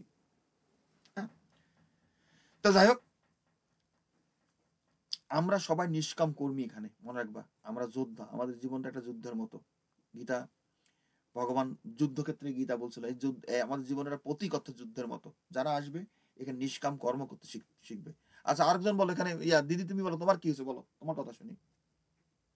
না, কৃষ্ণ মাছ অনেকক্ষণ চলে গেছে, আধা ও ঘন্টা আচ্ছা, হয়ে গেল। উনি চলে গেছে না, উনি ওনার স্বাস্থ্য বাড়িতে গেছে। দেখ, উনি থাকলে, ওনার মূল কথা যেটা আমাকে সবসময় বলে যে উনি এখানে এখন 55 বছর বয়সে নাচ করেন, গান করেন, কি তোমার শুনছো তো নাকি? হ্যাঁ, হ্যাঁ শুনছি। হ্যাঁ, সে নাকি 15 বছর ধরে, 20 বছর ধরে গান গায় না, নাচে না, তার বয়স হচ্ছে 55 বছর। এবং সে বলে যে দেখো, আমি তো আমার জীবনে আশা ছাড়িয়ে দিছিলাম। সে নাকি তার জীবনে আশাই ছেড়ে দিছিল। হ্যাঁ, যে আমার জীবন শেষ, আর কদিন পর মরে যাবে। এখন তিনি নতুন আশার আলো দেখছেন, এবং এখন থেকে আবার যে নতুন করে ছাত্র পড়ানো শুরু করছে। এখন সে ছাত্র পড়া এই করে, অনেক কাজ টাজ করে। যাক, আমার কথা দেখো, নিষ্কাম কর্ম করলে সেটা কখনো বিফল হয় না, এটা গীতায় বলে দিছে। আচ্ছা, পরে একটা শ্লোক পরে আমরা শেষ করবো, আজকে অনেক সময় হয়ে গেছে আলোচনা। এই আলোচনাটা আমরা কন্টিনিউ করব। আমি আর একটা শ্লোক পরে আমি ফ্রিজ দিয়ে দেবো। পড়ো, পড়ো তো মামনি, পড়ো, পড়ো, পড়ো, ওইখান থেকে পড়ো একটা শ্লোক পড়ে।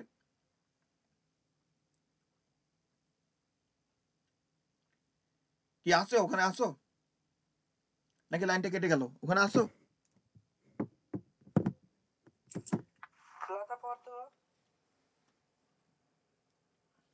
আচ্ছা, তুমি যে নাও পড়ো, আর যদি তোমার আমি জানি তোমার সব তরকারি টরকারি কাটো, এটি হাত বন্ধ থাকে। যাক, ওখানে আরেকটা শ্লোকে বলছে, এটা আমরা আবার আলোচনা করবো, যে সমগ্র স্থান জলে প্লাবিত হইলে যেমন ক্ষুদ্র জলাশয়ের কোনো প্রয়োজন হয় না, তেমনি তত্ত্বজ্ঞানী ব্যক্তির বেদও সেই প্রয়োজন। এরপরে একটা শ্লোক হলো, সেটাই একটা শ্লোক আছে, সারা স্থান যদি জলে ডুবা যায়, তোমার ক্ষুদ্র নলকূপের তো, ক্ষুদ্র জলাশয়ের তো কোনো প্রয়োজন নেই, কুয়ার তো প্রয়োজন নেই, জল তো সর্বদিকে, তাই না? যে তত্ত্বজ্ঞানী ব্যক্তির ভেদেরও সেই প্রয়োজন। গীতা বলছে কি, বলছে না, আছে না শ্লোকটা? হ্যাঁ, হ্যাঁ। যারা গীতা নিষ্কাম কর্মী হবে, যারা তত্ত্ব জ্ঞান লাভ করবে, আত্মজ্ঞান লাভ করবে, তাদের কোনো বেদের কোনো প্রয়োজন নাই, বেদের কোনো প্রয়োজন নাই। বেদ এবং গীতার মধ্যে একটা আকাশ এবং পাতাল তফাৎ। হ্যাঁ, অর্জুনের জ্ঞান ছিল বৈদিক ধর্মের জ্ঞান, কারণ অর্জুন ওই প্রথম অধ্যায় শেষের দিকে বলছে, না আমি কি জ্ঞাতিবধ করলে এটা হবে, সেই হবে, কুল নাশ হবে, বর্ণ সংকর হবে, তাই না? ক্ষত্রিয় নারীরা গিয়া অন্য বর্ণের লোকজনের সঙ্গে মিলিত সন্তান নিবে, এতে জাত ধর্ম কুল ধর্ম নষ্ট হয়। তারপর সে বলতেছে যে এই যে যুদ্ধক্ষেত্রে আইসা কিভাবে পূজনীয় ভীষ্ম বানের দ্বারা কি বলে, গুরুর সঙ্গে বানের দ্বারা যুদ্ধ করবে, এগুলো বৈদিক ধর্ম। তাই এই বৈদিক জ্ঞান তাকে মোহগ্রস্ত করছিল, সে সাত্বিক গুণের অধীনে ছিল। সাত্ত্বিক ভাব থাকার মধ্যে সেই ভাবটা তার মধ্যে তমগুণে পরিণত হয়েছিল, তামসিক মোহগ্রস্ত হয়েছিল, সে মোহিত হয়ে গেছিল। মোহ আসার ফলে তার যে ধর্মযুদ্ধ, যে প্রত্যেকটা ক্ষত্রিয়ের কর্তব্য, সে সেটা ভুলে গেছিল, তাই না? হ্যাঁ, এই মোহটার জন্য তার যে জ্ঞান বুদ্ধি ছিল সেটা বৈদিক ধর্ম থেকে আসছিল, এবং সে গুণের অধীন ছিল আর কি, সে গুণাতীত ছিল না। হ্যাঁ, তো সেই জন্য ভগবান বলতেছে, বেদের কথা বলতেছে, যারা বৈদিক কর্ম করে তাদের মন ঈশ্বর স্থির হয় না, তারা সকাম কর্ম করে তাদের মধ্যে আসক্তি থাকে। এই জন্য গীতা বলতেছে, দেখো যে সমগ্র স্থান জলে প্লাবিত হইলে যেমন ক্ষুদ্র জলাশয়ের প্রয়োজন নাই, তুমি ঠিকভাবে এই জিনিসটা ভেবে বুঝতে পারো। যে মনে করো তুমি বছরে 150,000 টাকা বেতনে চাকরি করো। হ্যাঁ, এখন তোমার হঠাৎ করে একটা চাকরি আসলো যেখানে তুমি বছরে 20 লক্ষ টাকা বেতনের চাকরি পাইলা, তো 50,000 টাকা বেতনের চাকরি কোনো প্রয়োজন আছে? কোনো প্রয়োজন হবেই না, কথা ঠিক ঠিক না? এখন 20 লক্ষ লক্ষ টাকা কামাইতে পারবে তুমি, এই কথা তাই আর কি। মানে গীতার যে তত্ত্ব জ্ঞান, গীতার যে শিক্ষা, সেটা অনেক ঊর্ধ্বে বেদের থেকে। হ্যাঁ, আমরা গীতার বেদকে এক করে দিছি, গীতার বেদ এক নয়। বিশেষ করে যারা যে আর্য সমাজের আছে, আমি তো নামও নিতে চাই না সত্যিকার অর্থে, ওরা বলে বেদ সবথেকে বড় গ্রন্থ, বেদ সবথেকে বড় গ্রন্থ, বাকি সব ছোট, বাকি সব ছোট। ওরা বেদ নিয়ে একেবারে পাগল হয়ে গেছে। কিন্তু বৈদিক কর্মকাণ্ড হলো ত্রিগুণাত্মক। হয় বেদ বেদ বেদ যে মেনে চলবে, হয় সত্যগুণের অধীন, না রজগুণের অধীন, এবং তোমার তমগুণের অধীন, এবং সে কখনো ঈশ্বরকে জানতে পারবে না, ঈশ্বরকে লাভ করতে পারবে না।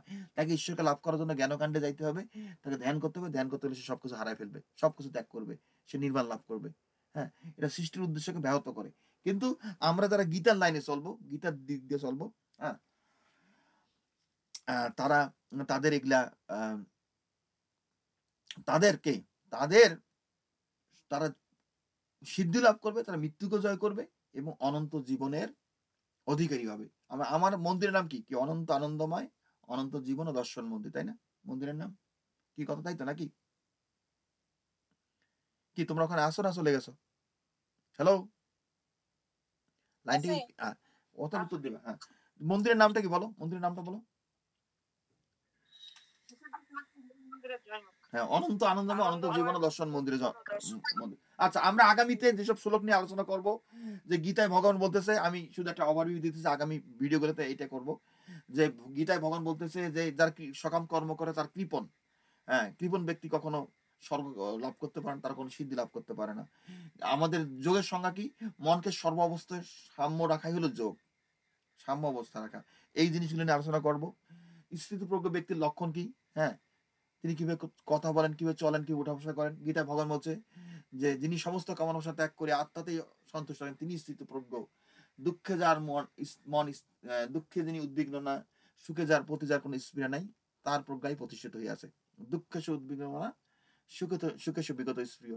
বিত রাগ ভয় ক্রোধ, যেখানে রাগ, রাগ মানে আসক্তি, ভয় এবং ক্রোধ, যার মধ্যে কোনো আসক্তি নাই, যে ভয় শূন্য ক্রোধ শূন্য, তাহারই প্রজ্ঞা প্রতিষ্ঠিত হয়ে আছে। হম, তো গীতার অনেক শ্লোক আছে, শোনো। আমার গীতার যে শ্লোক, এগুলা পড়তে এত ভালো লাগে। গীতার পড়ার পর, গীতার শ্লোক স্মরণ করার পর আমি যেসব শ্লোক নিয়ে আগামীতে আলোচনা করতেছি, যার মন স্থির হয় নাই, তার আত্মজ্ঞান হয় নাই, আর যার আত্মজ্ঞান হয় নাই তার শান্তি নাই, শান্তি বিনা সুখ কোথায়। কুর্ম যেমন আপন অঙ্গ সকল সংকুচিত করে রাখে, যিনি সকল বাহ্য বিষয় হইতে, বস্তু হইতে তার ইন্দ্রকে গুটে রাখতে পারে, সেই তারই প্রজ্ঞা প্রতিষ্ঠিত হইয়াছে। জ্ঞানী ব্যক্তি মোক্ষের জন্য যত্ন করলেও সময় সময় বলবান ইন্দ্রিয় গুলা তাকে কুপথে নিয়ে যায়, কিন্তু যিনি যোগী তিনি মতপরায়ণ হয়ে থাকেন। হ্যাঁ, পরমাত্মার সাক্ষাৎকার ঘটিলে বিষয় তৃষ্ণা চিরতরে নিবৃত্ত হয়। মানে যারা সকাম কর্ম করে, তারা যদি কৃত্রিম ভাবে তারা ইন্দ্রিয়কে দমন করে, তাদের তারা ইন্দ্রিয়কে নিয়ন্ত্রণ নিতে পারবে না। কারণ জ্ঞানী, যারা জ্ঞানের পথে যায়, যারা ধ্যান করে, যারা প্রাণায়াম করে, যারা জ্ঞানের পথে যায়, তারা যতই ইন্দ্রিয়কে সংযত করুক না কেন, সময় সময় বলবান ইন্দ্রিয়গুলোকে কুপথে নিয়ে যাবে। বায়ু যেমন জলে ভাসমান নৌকাকে ডুবাইয়া দেয়, তেমনি তার প্রজ্ঞা বা বুদ্ধিকে হরণ করে। কিন্তু গীতার নিষ্কাম কর্মের পথে যারা যাবে, তাদের ইন্দ্রিয়গুলো এমনিতেই কন্ট্রোলে চলে আসবে, নিয়ন্ত্রণে আসবে, এবং তারা ইন্দ্রিয়গুলোকে জাগ্রত করবে। ইন্দ্রিয়কে নিয়ন্ত্রণ করা অর্থ নাকি ইন্দ্রিয়কে ধ্বংস করে দেওয়া। আমাদের দেশের সাধু সন্ন্যাসীরা তথাকথিত ব্রহ্মচারী ইন্দ্রকে ধ্বংস করে দেয়, দমন করে, মানে একেবারে ধ্বংস করে, তারা ডিস্ট্রয় করে, তাহলে সৃষ্টির উদ্দেশ্যকে ব্যাহত করলো, তাই না? এবং ইন্দ্রকে ব্যবহার করতে শিখতে হবে। হ্যাঁ, তা আমি এগুলো নিয়ে আমি ব্যাপকভাবে আলোচনা করব। কারণ গীতা বলছে যে সমগ্র নদ নদীর জল সাগরে গিয়ে পড়লে যেমন সাগরের জলে কোনো পরিবর্তন হয় না, তেমনি আত্মদর্শী ব্যক্তি বিষয়ে থাকিয়াও আত্মপ্রসাদ লাভ করিয়া থাকে। হ্যাঁ, কারণ আমরা সাধু সন্ন্যাসীরা কি করে, তারা বিষয় ত্যাগ করে বন জঙ্গলে ধ্যান করে। গীতা সেটা বলে নাই। তুমি বিষয়ের মধ্যে থেকে তুমি ঈশ্বর সাধনা করবে, এটাই গীতার শিক্ষা। হুম, গীতায় বলছে যে অর্জুন, বিষয়ের চিন্তা করিতে করিতে আসক্তি জন্মে, আসক্তি কামনা, কামনা বড় বাধা হলে ক্রোধ, ক্রোধ থেকে মোহ, মোহ থেকে স্মৃতিভ্রংশ, স্মৃতিভ্রংশ বুদ্ধিনাশ, বুদ্ধিনাশের সর্বনাশ ঘটে। মনে রাখবা যে আমরা যারা নিষ্কাম কর্ম বলি, এটা বুদ্ধিযোগ বলা হয়। কারণ কি, আমরা আমাদের যে বুদ্ধি সেটাকে আমরা শার্পেন করতেছি, তীক্ষ্ণ করতেছি। যারা সকাম কর্ম করবে তাদের বুদ্ধি নষ্ট হয়ে যাবে, তার বুদ্ধি। এবং সকাম কর্ম করতে আসে বেদের থেকে আসে। আর বেদ মানে কি, রিপিটেশন, এক জিনিস বারবার, এক মন্ত্র পাঠ করা, এই করা সেই করা, এগুলো বুদ্ধি একেবারে সকাম ভাবে তারা করে, এতে বুদ্ধি একেবারে নষ্ট হয়ে যায়। অতএব কেউ যদি তোমাকে বলে যে না না না উনি ভগবান বেদের পণ্ডিত, তোমাকে গীতার পণ্ডিত হইতে হবে, বেদের পণ্ডিত না। গীতাই বলতেছে ভগবান যে হে অর্জুন, সমগ্র স্তন জলে প্লাবিত হইলে যেমন ক্ষুদ্র জলাশয়ের প্রয়োজন নেই, তত্ত্বজ্ঞানী ব্যক্তির বেদেও সেই প্রয়োজন। কোনো বেদের কোনো প্রয়োজন নাই। বেদের যদি প্রয়োজন না থাকে তো বেদের পণ্ডিতের প্রয়োজনটা কি? বেদের পণ্ডিত দিয়ে তোমার হবেটা কি? গীতা তো গীতাকে নিয়ে, বেদ নিয়ে না। বেদ শাস্ত্র এবং গীতার মধ্যে পার্থক্যটা বুঝতে হবে। আমাদের যে ইন্টেলিজেন্স, আমাদেরকে আপগ্রেড করতে হবে, উপরের দিকে নিয়ে যেতে হবে। হ্যাঁ, আমাদের বেদ একটা গুরুত্বপূর্ণ গ্রন্থ। আমি বেদ বেদ বেদ নিয়ে পড়াশোনা করি, করি। মনে রাখতে হবে আমরা এটাকে ফেলে দিচ্ছি না, এই শাস্ত্র। এটা আমাদের আমাদের স্কুলের একটা অন্যতম একটা গুরুত্বপূর্ণ গ্রন্থ। কিন্তু আমাদের মূল গ্রন্থ হলো গীতা শাস্ত্র, এই স্কুলে মূল গ্রন্থ। ওটা একটা সহযোগী একটা গ্রন্থ। আমরা বেদ নিয়েও কথা বলবো, কিন্তু আমরা যে নিষ্কাম কর্ম করতে শিখি, বেদের কোনো প্রয়োজন নেই। আর নিষ্কাম কর্মের কথা কি, একটা কথা মনে রাখতে হবে, আত্মদেশ্য ব্যক্তি যাতে জাগ্রত থাকেন, বিষয় ব্যক্তি থেকে নিদ্রিত থাকে। আত্মদেশ্য ব্যক্তি যাতে নিদ্রিত থাকেন, বিষয় ব্যক্তি থেকে জাগ্রত থাকেন। মানে আত্মদেশ্য ব্যক্তির জন্য যেটা দিন, বিষয় ব্যক্তির জন্য সেটা রাত। আত্মদেশ্য ব্যক্তির জন্য যেটা রাত, বিষয় ব্যক্তির জন্য সেটা দিন। আমার যখন পাটা ভেঙে গেল, আমি কিন্তু সহজেই হসপিটালে যাইতে পারতাম, আমি বিনা পয়সার ট্রিটমেন্ট করাতে পারতাম, আমার ইন্স্যুরেন্স ছিল। আমি যেখানে পড়ে গেছিলাম যে হোটেলে, সেখানে সু করে অনেক টাকা পর্যন্ত নিতে পারতাম। আমি সেগুলো কিছুই করিনি, কিচ্ছু করিনি। হ্যাঁ, পরে হোটেলের ওই লোকজন যখন জানতে পারলো, আমার করে ঠিক আছে তোমার ফ্রি নাইট দেই। আমি না, তোমার ফ্রি নাইটেরও দরকার নাই, আমাকে মাগনা থাকতে দিবে। আমি কোনো দরকার নাই, আমি যদি চাই তোমার পুরোটাই নিতে পারি। আমি কিচ্ছু নেইনি তাদের কাছ থেকে, কোনো কিচ্ছু নেইনি, একটা পেনি পর্যন্ত নেইনি তার কাছে। এটা ভুল হয়েছে যেটা হয়েছে। আমি বলছি তোমরা ক্লিন দেখবো জায়গা, এই জন্য অপরিষ্কার না থাকে। তো যাক, আত্মদেশী ব্যক্তি যে রাজত্ব থাকে, বিষয় ব্যক্তি থেকে নির্দিত। আমি যে কখনো করিনি একেবারে টাকা পয়সার জন্য যে করিনি, এটাও করছি আমি। চিত্তকে শুদ্ধ করার অনেক গল্প আছে, আমি বলবো। হ্যাঁ, অনেক অনেক গল্প আছে আমার জীবনের। আমি কিভাবে আমার জ্ঞানকে করি এবং লক্ষ্য করছি, কম্পেয়ার করছি কোনটা ভালো, কোন জিনিসটা ভালো। আমার কথা তোমরা নিয়মিত আসবা, এইটা আমি অনলাইনে ছেড়ে দেবো, এগুলো রেকর্ড করবা। আসল পয়েন্ট যেগুলো তুলে ধরি সেগুলো শুনলে পারে তোমরা নিষ্কাম কর্মের পথে যাবে এবং নিষ্কাম কর্মযোগী হবা। এবং যোগ সাধনা হলো সাধনার সর্বোচ্চ স্তর। আমরা যারা যোগী, যারা যোগ সাধনা করবে, এর উপর কোনো সাধনা নাই। এটা সাধনা করে সর্বসিদ্ধি লাভ হবে। গীতার সাধনা হলো সর্বসিদ্ধির সাধনা।